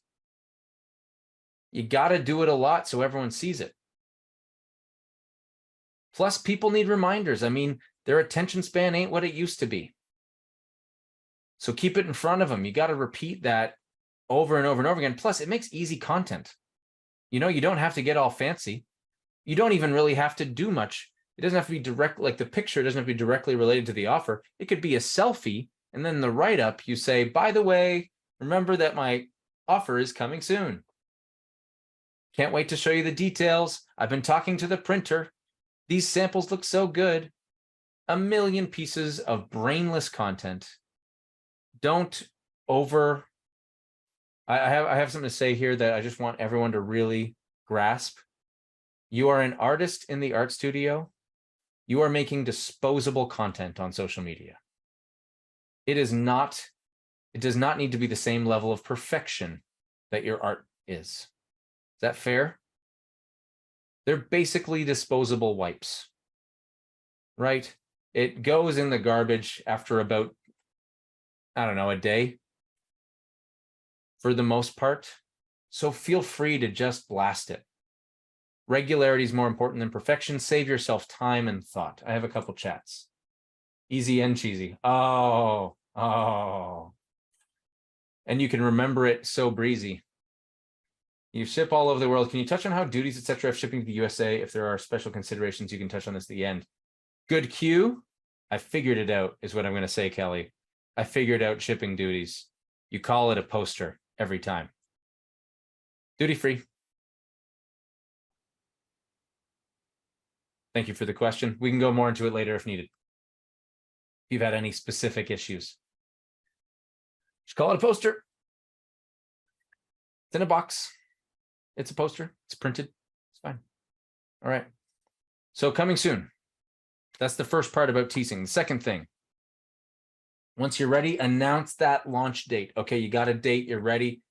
Plus, you know, when you tell the audience it's coming soon, it kind of holds you accountable. You can't just fluff it off now. You're like, oh, I told them I was going to do this, which is good practice for a business to hold yourself accountable. It's hard sometimes, right? We're all human. So announce the launch date. Then 3 days out, and I mean, you could change the number there, but in advance, post very clear pictures with big text overlays. If you're using social media, don't just post the picture, go into a free service like Canva or anything you like to use and put big words over top of it, centered in most cases, or whatever you think looks good, with exactly the thing. You know, print shop will open next Tuesday or this Tuesday or whatever, 3 days left. Can't wait, right? This is a technique to use all the time, not just for this, but use big words because that's what people see first and they'll get the message right away. And next, I would seriously consider investing in some ads. I'm not saying you have to do this. It can be intimidating. We can go through this one later. I actually have a slide on this.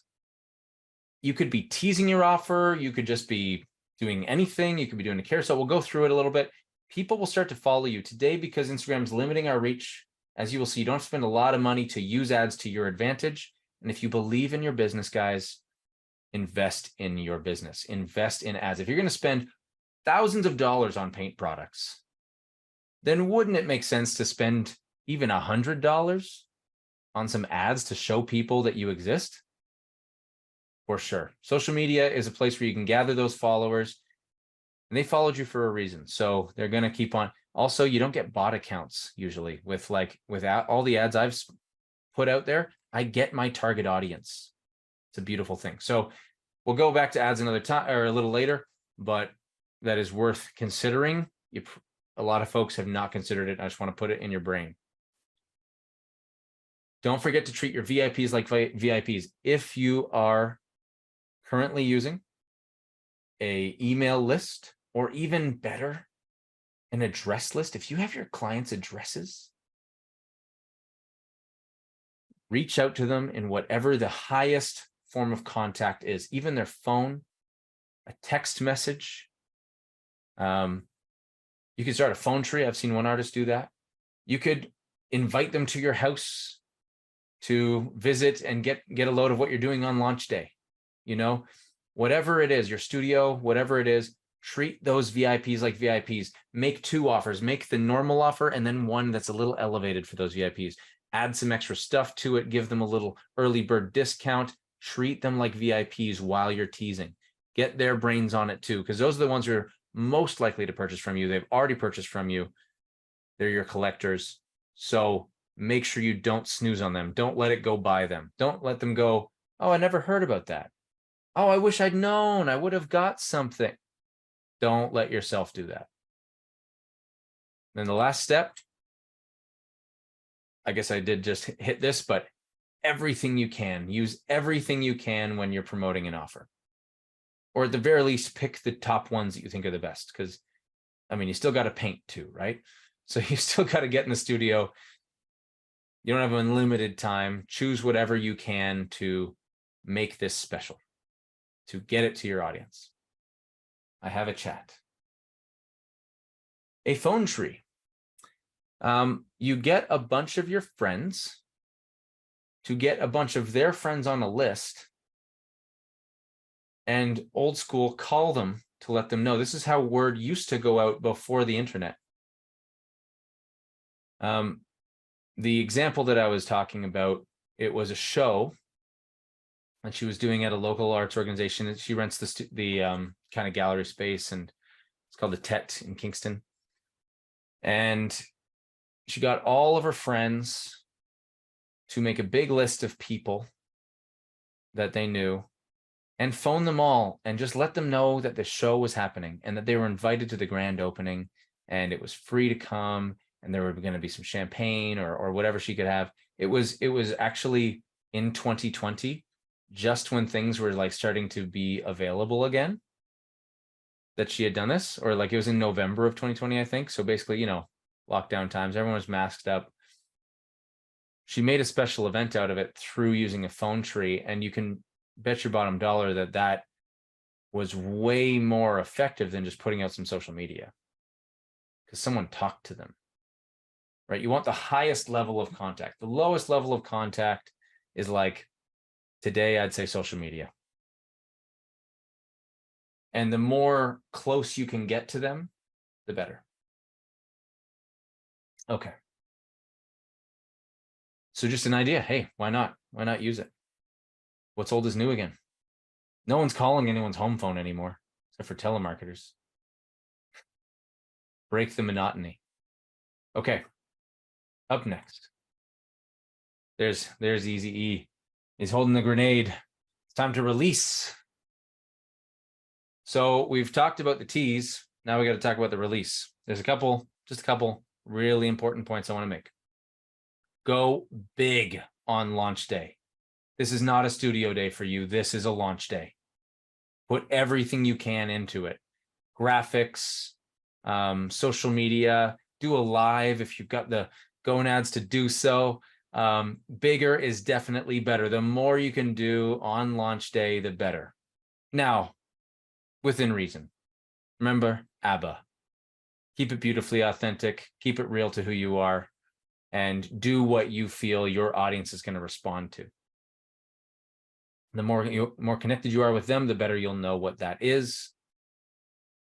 So talk to them, ask them, engage them. Hell, do a unpredictable surprise discount for the first day, for the next 2 hours, then take the coupon away. And then, but then make that positive and say, oh, okay, so glad that everybody jumped in on that. I've got so many sales already. In fact, I only got this many left, whatever. You can do whatever you want, however you want. You don't have to talk or sound like me at all, but go big. So that's the first point. The second point is, I'm just reminding it, text overlay is your friend. Shop is open, limited time, on a picture, immediate language, not just stuck down in the comments or even in an email. Don't make me read the email. Just give me a picture with the words on it, right? Whatever method of outreach you have, just use it. Make sense? Fantastic. We're almost at time, which is great because we're just about done. So the last step is now freeze. And again, I used a song. Everybody clap your hands. Maybe you heard at a wedding. And he's got guns, so freeze, reach for this guy. Here we go. So at the very end of this, the point about freeze is to put a clear endpoint on it. Don't just do your offer and then stop talking about it. You have to say it's over. Because if you really want to capture that FOMO audience, this is the time to do it. It's over now. You missed. It's gone. It's done. It was so much fun. Loved it. Keep it positive. Keep it light, but it's over. The door is closed. That is if you're doing a closed door thing. But any deal, any offer that you're putting out there, let them know how it went. Give them a highlight reel. If it was a workshop in your space, show them how it went. Show them happy faces painting. Was so wonderful. So glad for everyone who came out. Like, put a freeze on every offer without exception. Clearly identify when your offer has ended. Leave people wanting more, like a great song that's just a little short. Use the same offer structure in the future. Tweak it if you feel like it. You don't have to reinvent successful over and over and over. Just freshen it up, if you even need to. If it was a great offer, probably just keep it. If you want to add a little bonus, a little incentive, a little something, go for it. But keep on using your offers, because the invention stage is a whole bunch of work. That's your setup costs. Now that you've invented it, just use it and use it and use it. Got a quote, question. How do people get over the fear of missing out on sales when we end all of our offers? Barb, elaborate on that one for me. I think that people feel, oh my gosh, if I made an offer and it was a limited time and I didn't sell out, and I feel like if I don't have that available for people to buy all the time, then I'm going to miss out. How do you get over that fear of missing out on the sales when you end something? It's strong, it's palpable. The first thing to think is, I'm going to do this again. It's repeatable. Second thing to think is you've got other things to do, like paint, like approach galleries, etc. And the third thing to think is this is part of a sustainable business. Now, you do not have to make every offer limited time. For instance, you can just put canvas prints up on your website and just leave them there. But you could do a 20% off discount for a select month. I recently, with the store, did a discount that worked so well, where I basically gave people an increasing discount the more they purchased from me. So I said, in the month of May, we're giving you 10% off a single frame, 15% off 2 frames, and 20% off 3+ frames. People brought me 11 frames. And then it was over. Not everything has to be an ended offer necessarily, but those are called evergreens, evergreen offers, like an evergreen tree.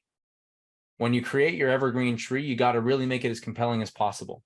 Today, websites are building funnels to get you in their funnel and purchasing and upselling you and all that kind of stuff. And they just have an ongoing ad process to fill those funnels, right? That's called an evergreen offer. So you definitely can do those.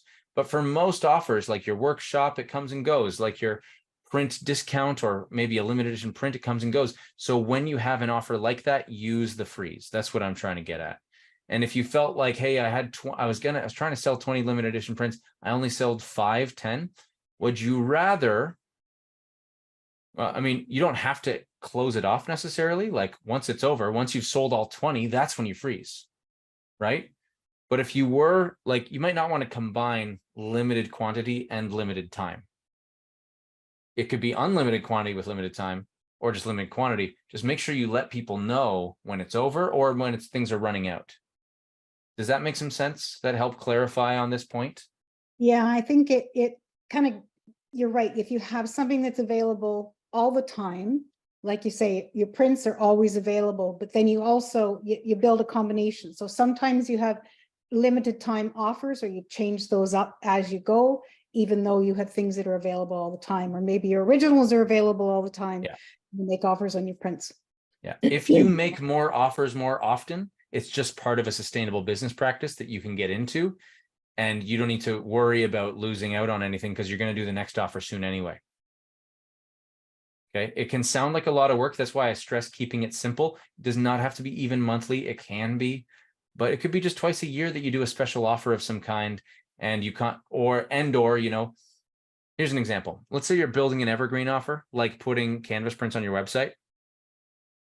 Well, as you're building that out, tease, release, and then give them a 10% off for the first week for anyone who orders right away to create a little urgency, so that all that time and effort was actually worth something to get initial sales, and then end the 10% off discount and keep your evergreen offer going.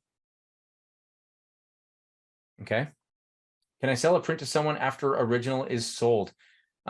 Some, Vanessa, advise that that's the only time you should sell a print.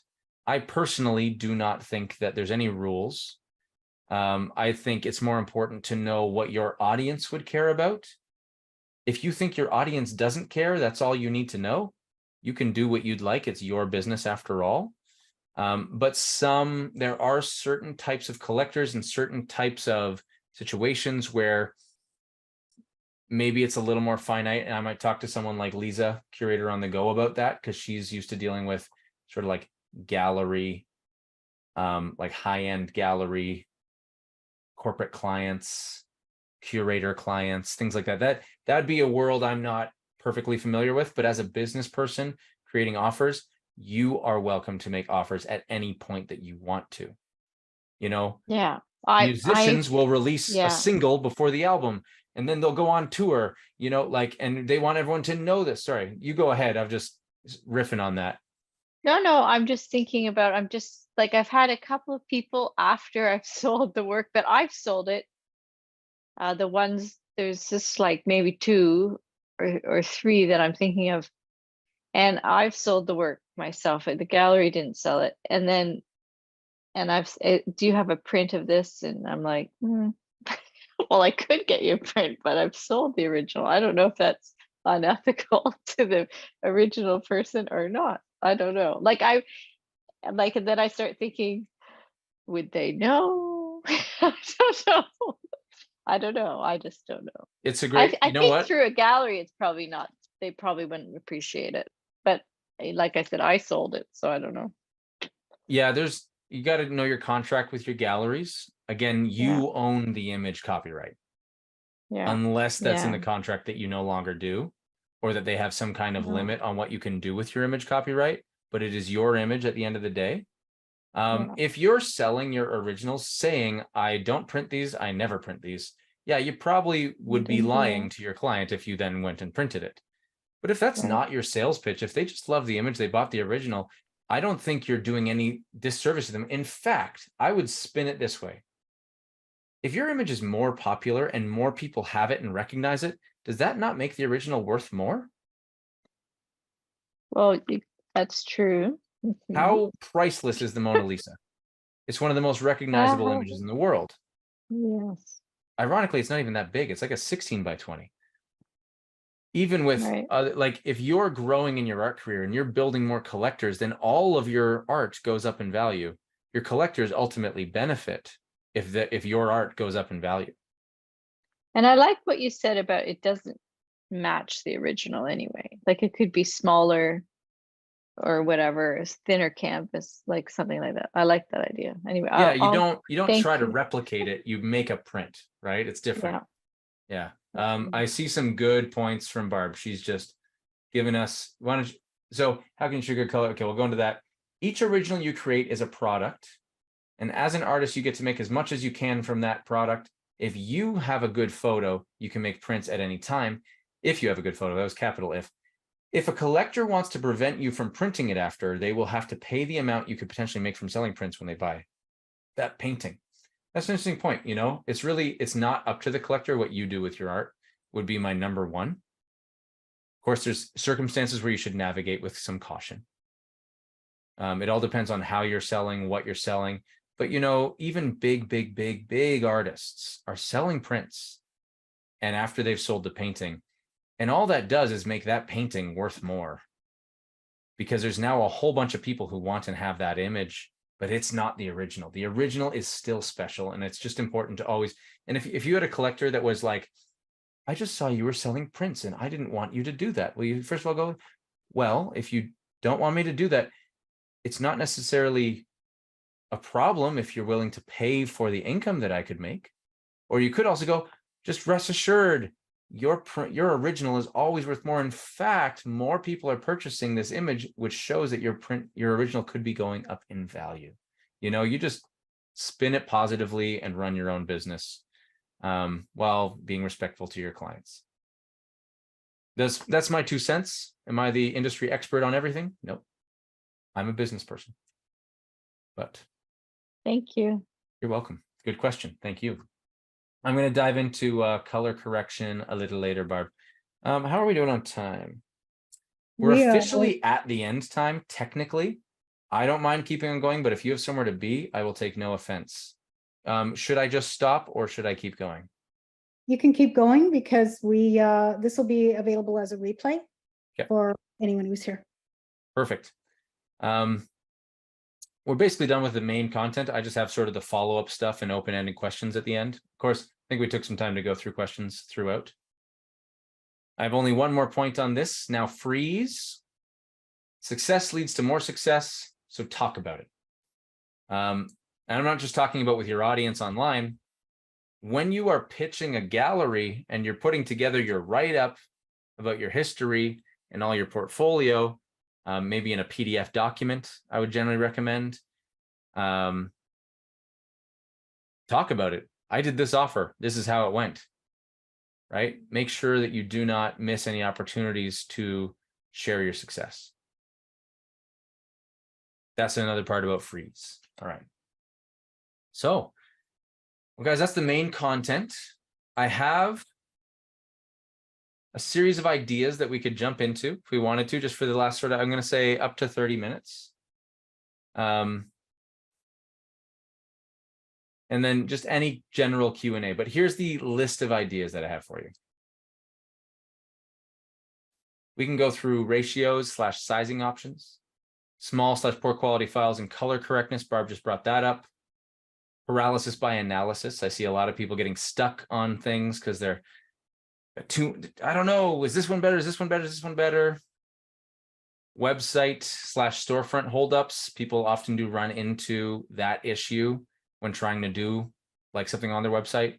Trying to keep that simple, I would say, is the key, and we can dive into that if that's an issue for anyone. What are the setup costs? Big question. Do prints devalue my originals? I think I've tried to address that to the best of my ability. We could dive into it a little deeper, I think. But I'm of the mind that as long as it's done with taste, that's going to increase the value of you, your career, and ultimately your artworks.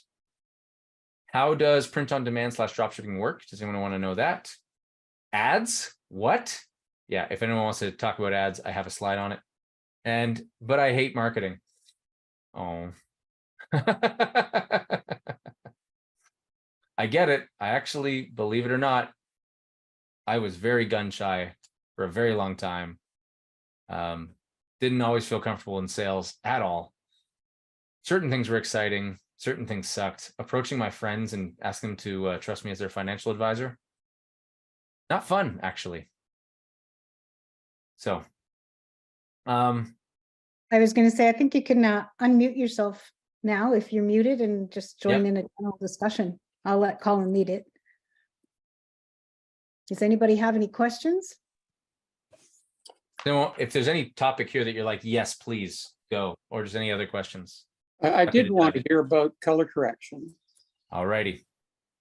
Color correction. Let's find my color correction slide.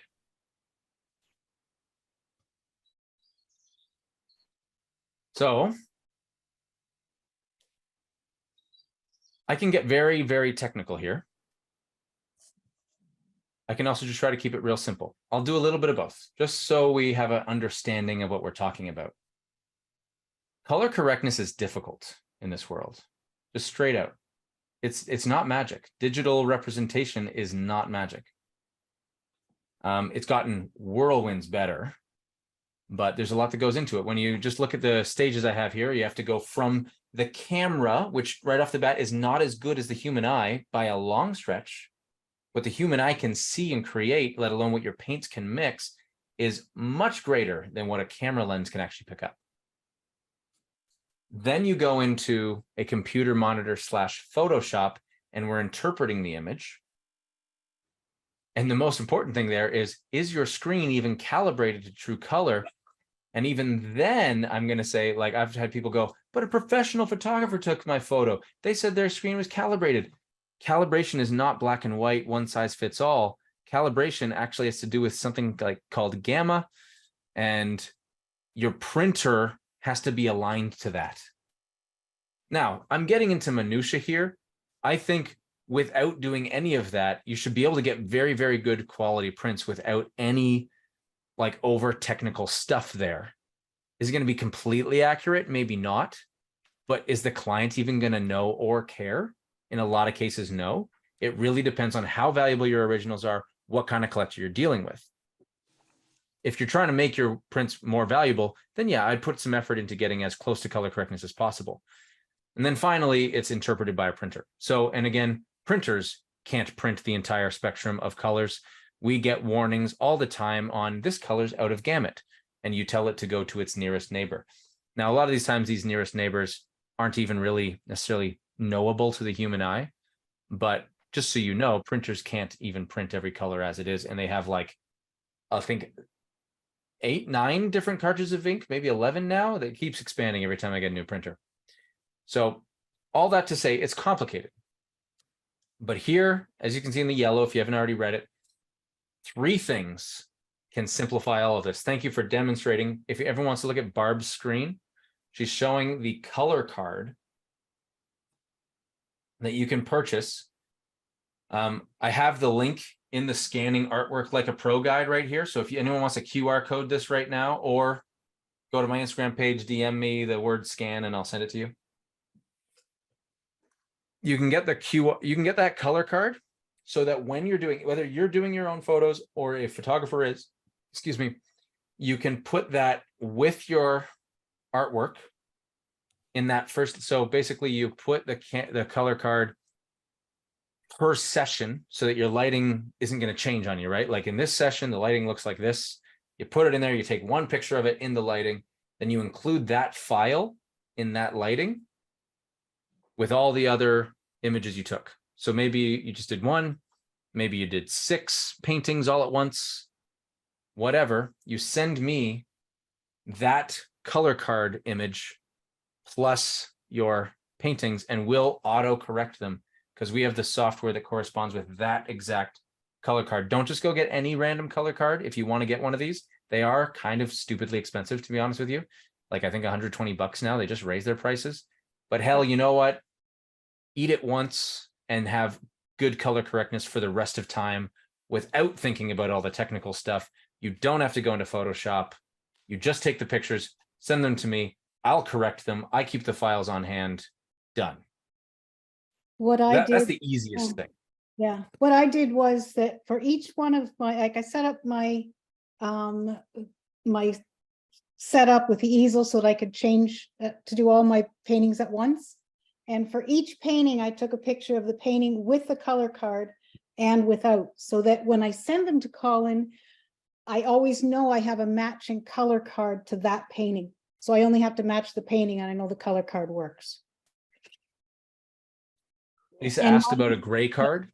It's good. It's not as good because it doesn't have a color reference, but it does give you your white balance. And usually if someone's using a gray card, maybe you're already doing this with your DSLR camera or something like that, you essentially white balance according to the gray card. That's going to improve the overall quality right off the bat. So those are some of the little things you can do that are easy.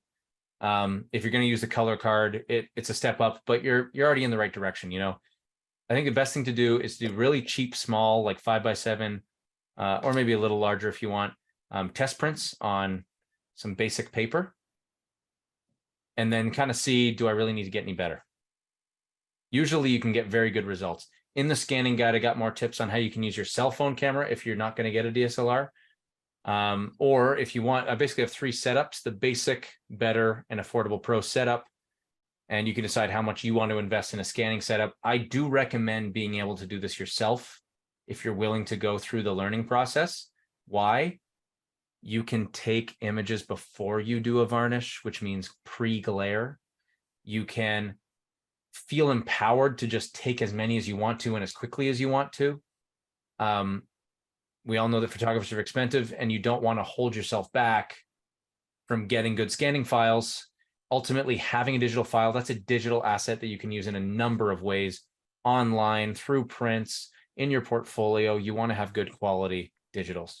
You want to represent yourself well when you're approaching a gallery. I could go on, like, get good digitals. So use the scanning guide if you want to do that, or feel free to talk to me if you've set it up and you just want to do a little troubleshooting. Now, the Okay. scanning guide that is on our screen has a red text graphic in front of it. Is that going to affect the ability of the camera to use that QR code? No, just give it a go now. Should work. Okay. I got it in a QR code generator and I thought, I can brand them? That's sweet. Look how good it looks. I recommend using it. It's for free. It's the, I think they just call it QR code generator by the SurveyMonkey team. They're great because then you could do your own QR codes and put your little logo in there or your face like this, right? Okay. Yeah, it's going. Yes, KFW catalog. Thank you. You are Beautiful. welcome. You're welcome. Thank you. Okay, so that's color correctness. I'm going to go back to the earlier part of my list. We got a little more time. I'll just show you this one really quick. Take a look at this. I have a cool AI software. So if you have crappy small files that you took in a day before and now that painting's sold and you're like, oh, I'll never use this file for printing, it's terrible. Well, look at what I did with Easy E. The before on the left, I hope it's big enough on your screen to really see the difference. It's very grainy, lots of little pieces of grain. And I used my AI software to fill in pixels and enlarge the image. I can push this image to be a huge print if I want to. Huge, 6 times the size, 12 times the size. What's the name of the AI software? What's that? What's the name of the AI software? It's called Gigapixel by Topaz. You can purchase it. It does require a fairly powerful computer to run. So I invested in all that setup, and now I just use it. I do it for free. So if you need an image pushed, I mean, free with my services, but if you need an image pushed, we will do it. Fabulous. Yeah, I love it. It's saved many images that we thought were goners. Mm-hmm. Yeah. All right. So any other of these topics we want to jump into? I have slides for Now- most of them. Yeah, what is the ratio thing that you're talking about? So one of the big things that people have to decide on when they're, say, putting together a print offering on their website is what sizes do I want to offer, right? And Mhm. then, you know, you get the corresponding prices according to those sizes. Well, I've noticed that there's a common issue of understanding how ratios work. You know, Mhm. what's a 16 by 20? What other sizes can I offer from a 16 by 20, 20 by 30, 36 by 48? What is that, right? Mm-hmm. So here's my slide on that. This is the simplest I can make it. It's a little bit of math, but it's pretty simple. You figure out what the ratio is, and if you're not sure, you can Google it, right? A 16 by 20 is a 4 by 5 ratio. And the key is this number right here, the multiplier. A 16 by 20 is a 4 by 5 ratio at 4 inches. 4 times 4 is 16. 4 times 5 is 20. Make sense? Yeah. So you want to change the size. You want to maybe offer it bigger. You want to offer it smaller. You change the multiplier and multiply it by the ratio. So I changed the multiplier from 4 to 6. 6 times 4 is 24. 6 times 5 is 30. 4 by 5 ratio. 2. Now you have an 8 by 10. Turns out 16 by 20s make perfect 8 by 10s. And I have down here below, you can see, fun fact, an 11 by 14 is almost, it's not quite, it's like 13 point blah, blah, blah, or something like that is a true 4 by 5, but an 11 by 14 is basically a 4 by 5. So 16 by 20s can also be reprinted to 11 by 14. Okay, question. Yeah. Have you found a ratio like this? This affects your canvas size, your framing size, your Everything. print size. Is there a ratio that you've found that like 3 by 4 that is the best one that will give you the most options in terms of enlargement? You know, to standard size, you know, framing and you know, surfaces and stuff like that. You'll find that. So I have another guide. It's called the print guide. Did I put it in this? I didn't put this in this, but I can get it for you in a bit. I have a cheat sheet of all the ratios and all the sizes. Mm-hmm. So you didn't even have to do this. It's just a cheat sheet. I would say the hardest ones are panoramics in a way. Right. Yeah, like 2 to 1 or 3 to 1, 2.5 to 1. Mm-hmm. But 2, 3, 3, 4, and 4, 5 are the most common. And it really just depends on what your canvas is, and anything goes. What we're dealing with in our shop is custom. We do custom sizes. So if your original was a 16 by 20, then base it off the 4 by 5 and what have you. That way you don't need to crop or change your image to reprint it. And because we're going to do custom size anyway, or whoever you should work with should do custom sizes, then that's going to allow you to get a number of sizes and they're all going to be very happy. 2 to 3, you know, like a 20 by 30, you might get a 20 by 30 canvas. And then, you know, what that's a 2 to 3 would be with a ratio 2 to 3 and a multiplier of 10. That's a 20 by 30. So change 10 to 8, right? Now it's 16 by 24, right? So it's actually just simple math. There's no need to buy canvases based on that. Squares are always easy, 1 to 1. I have another question on that.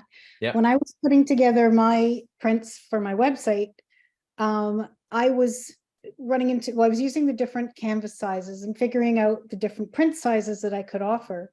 And some of them were very not standard sizes. So say, and your catalog goes by United Inches.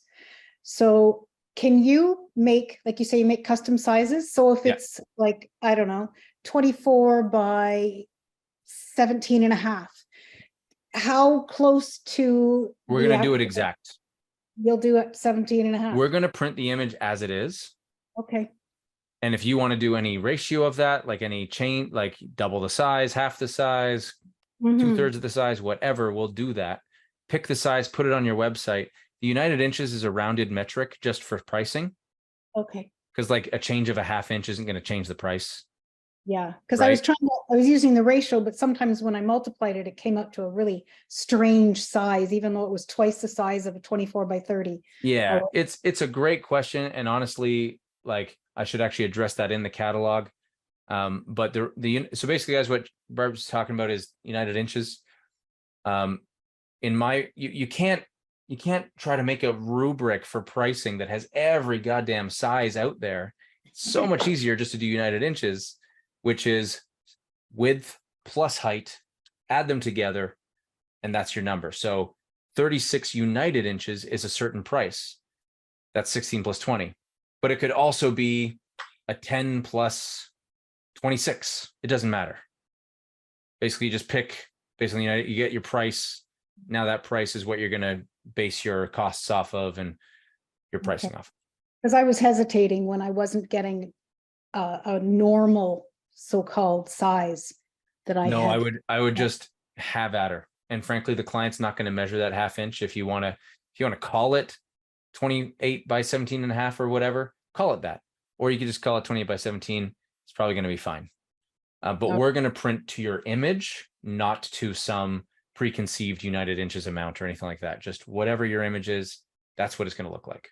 'Cause I guess I was thinking about stretcher bars and standard sizes and going, well, they're not going to have that stretcher bar. Yeah, we don't have to. So we take 9-10 foot lengths of stretcher bar and we cut it to size. That's what we do for every order. Perfect. Thank you for asking. There you go. So Colin, far, so good. Anyone want to jump into any of these other discussions? a quick chat about ads, because we're Let's do it. almost wrapping up time. Thanks. Yeah. Where's my ads? Just take a look at this for a sec.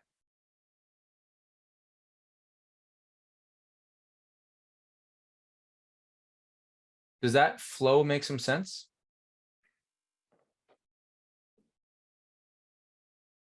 You do not have to spend exorbitant amounts of money to find out if a post you made makes a good ad or a good boost.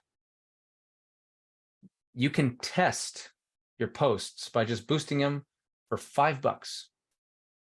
Your metric that you're looking for is like, okay, I want to see, once I got 400 impressions, that's how I know I've hit sort of a good sample size, statistical sample size. How many clicks did I get? Now, the post itself may perform well or poorly, but also you just want to test your audiences. So you can test a lookalike audience. I actually haven't found a whole lot of success from lookalike audiences. I've found more targeted audiences to be better. But there's an audience that you can target called artists, artwork. I call it the AAA. That's who I target. And you could push that out, and people who are interested in those things will see your ad. If you get an ad that performs at below 50 cents a click, that is a gold coin. You know, you will get less than 50 cents. I've gotten as low as 22 cents a click. I know you can go lower. But that means I know I'm getting that many clicks per dollar spent, right? Or 4 clicks per dollar spent. So you can then just budget. I generally choose view profile because I want them to go to my profile and follow. But you can also choose for them to direct message you. If you're trying to do a post that's like, message me for a bonus, message me for this, message me for something, I say free scanning guide or free whatever. You could also do visit a website, like go check out my website. If you have like a deal you're offering right then and there, then you can have them click that. So just try this with different contents. Like maybe you do a carousel. You guys know what a carousel is, where you're doing like up to 10 images, just and they swipe right. You know, you see that, right? Multiple image posts. Take your 10 favorite pieces or your 10 latest pieces or whatever, and just put them all into one carousel and say, these works are available. Come visit my website. Price ranges from $300 to $1,200. Now boost that. Let's see. Do people start following you from that? Do they start clicking on it? Are they curious about you? Right? Some say that you should make offers that are in the sort of medium to low category with your ads, because you're dealing with the mass market, and the mass market isn't looking for a $10,000 painting. So maybe you do your canvas prints, all available on my website. You know, people will look at an image, and if they like it, they're likely to check it out. Right? Now, you know that you're not fishing with a TNT barrel. You guys are fishing for that specific fish that likes what you do. You just got to get it out to more people so you find them. And even if you spent $1 finding someone who follows you, or $5 finding someone who follows you, is that not worth? You now have someone who's interested in your work that might take part in that next offer, especially if you have a good offer strategy to keep them coming. That makes some sense. So just test out little things. You'll start to get more of a feel for it. You don't have to make it complicated. Like, I've tried to keep this really simple, but you'll start to see what types of ads perform for you. And if you're getting one that you're like, ooh, you know, I thought this was going to work. I've just spent $10 on it. I've got 3,000 impressions on it or whatever. And I'm spending $2 a click. Like, whoa, whoa, whoa, just turn it off. Cancel it. It's done. It's a waste of money. Just try another one.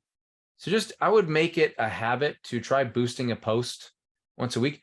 What I would say, my last piece on this that I love, is it has really taken the pressure off me to make content all the time. Because the algorithm demands of you to be so constant, right? Your ads, you can just pay to have them go out there, and they're not that much money. And you can get new followers, and even that alone, because we all know organic content has been really limited, it's motivating to see your follower count grow. And it's proof. It's proof to galleries that people like you. And you're following, and you're finding people. And if you can do offers like that can reach anyone in the world, then it doesn't matter where that person lives. And the only goal you have after you've attained a new follower, or maybe even a purchase from an ad, but after you've obtained a new follower, the goal is to engage with that follower over and over and over again with new offers, exciting things, build a relationship through your content so that they come to that workshop, they buy a piece online, they take it, you know, they ultimately become more than just a follower, they become a fan and a collector. So that's what I think about ads. I mean, if you're not going to be the gallery, or sorry, if you're not going to be in a gallery, or if you're going to do some work on your own, then you might as well spend some money, like a gallery spending money on their square footage costs of rent, which I can tell you is insane probably, and marketing costs and all that kind of stuff. You could probably do the same for yourself. Call yourself a gallery. Heck, put up a website. Heck, talk to a few other artists, put their work on your website because they've been too damn lazy to do it. Now sell for all of them, right? Like, I don't know. I'm just saying, be an entrepreneur with that. It's pretty straightforward at the end of the day. We overcomplicate these things. We get paralysis by analysis. Just put yourself out there. Hope that's helpful. Yeah. Wow. Worth trying, right? Worth putting a few bucks down and finding out what it's about. You make it very easy to follow, and that's a really good motivator. That's the goal. Thank you for saying so. Okay.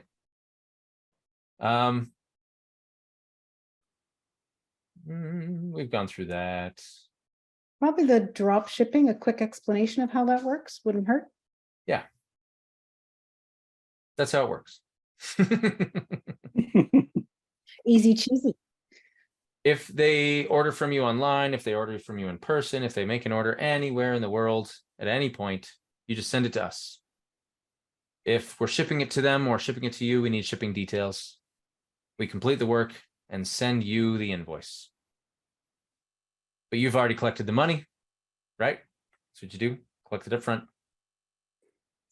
So you can have e-commerce on your site, and then that money goes to you, and then you just transfer or send the details on to Colin, and they take care of the rest. Mm-hmm. Yeah, and if you want the catalog, you can scan that right now. We will put Yes. it on the website, but also scan it. Doug has a question. Yep. Yeah, Colin, what type of shipping materials do you typically use, like on something like a canvas? Cardboard and foam and corners. And we've had like not a single canvas has had an issue. Ah, that's good to hear. And if it did, I would replace it. Done. That's my guarantee. Mm-hmm. And he also ships glass. Yeah. I Mm. will say I got a little gun shy on shipping large pieces of glass because of a recent order. We're investigating how to make sure that large one, the frame was clearly abused. Like it never should have broken the way it was wrapped. Mhm. But even the frame had come apart at the corners. It had been thrown or something very heavy had landed right on it. Like I'm talking, like a crazy load went on that thing. It had fragile all over it and everything. So for large orders, we do get wood crates now with glass. But I go fairly minimalist on most packaging because that's all it needs. It's lightweight. Most of the time, these people are good. By the way, I would say 100% of the orders that have gone wrong were in the United States, where I think there's more disgruntled UPS workers. Now, are you talking Canada Post as well as couriers, or is that to be avoided? I use FreightCom. I don't use Canada Post. FreightCom is a wholesale arrangement. They work with businesses like mine, and they give me access to FedEx and UPS and Purolator, and I choose the best price and the best timeline for the journey. Okay. And frankly, the prices are really good. And the prices are in the catalog. I will say for the most part, that is the price. Every now and then I find there's one where it's like, ooh, that was substantially more for some reason. And I let you know. And even then I probably won't, like, I'll subsidize that a little bit.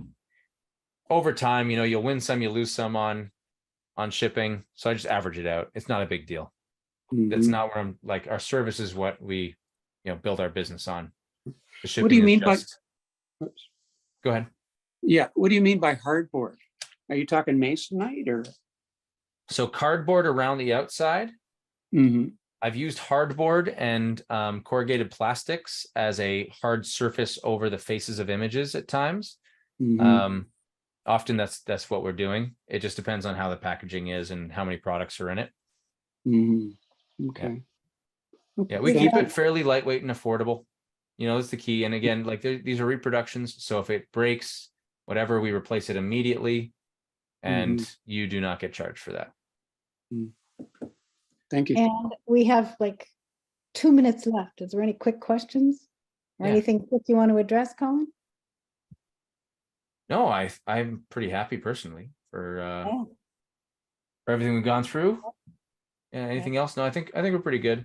You know what? This is what I'll say. Let's go down to the bottom one. This is worth making your life easier.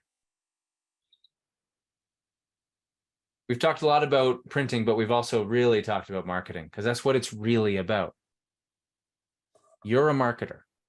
If you are an unrepresented artist, you must also be a marketer. Hate to be the bearer of bad news. I will even go as far to say, and Barb's heard me say this before, your marketing's actually more important than your art. There are poor artists out there, like bad artists, like artists that you'd be like, that's just like, what? But they're doing crazy good because they're damn good marketers, right? And there's exceptional artists who no one knows and they don't sell anything because they're not good marketers. So you should probably be a marketer first. If you're going to be in business for yourself, you're going to take this as more than a hobby, which as the Ontario Society of Artists, I have no doubt you do, then you're going to have to be a marketer first. It's an art form too. And you can become a student of that art form just like you're a student of this, and you can have fun doing it. And here's some things that make it a whole lot easier. Canva, free. ChatGPT, you don't want to write all your posts? ChatGPT will do it. I have a guide. It's down there.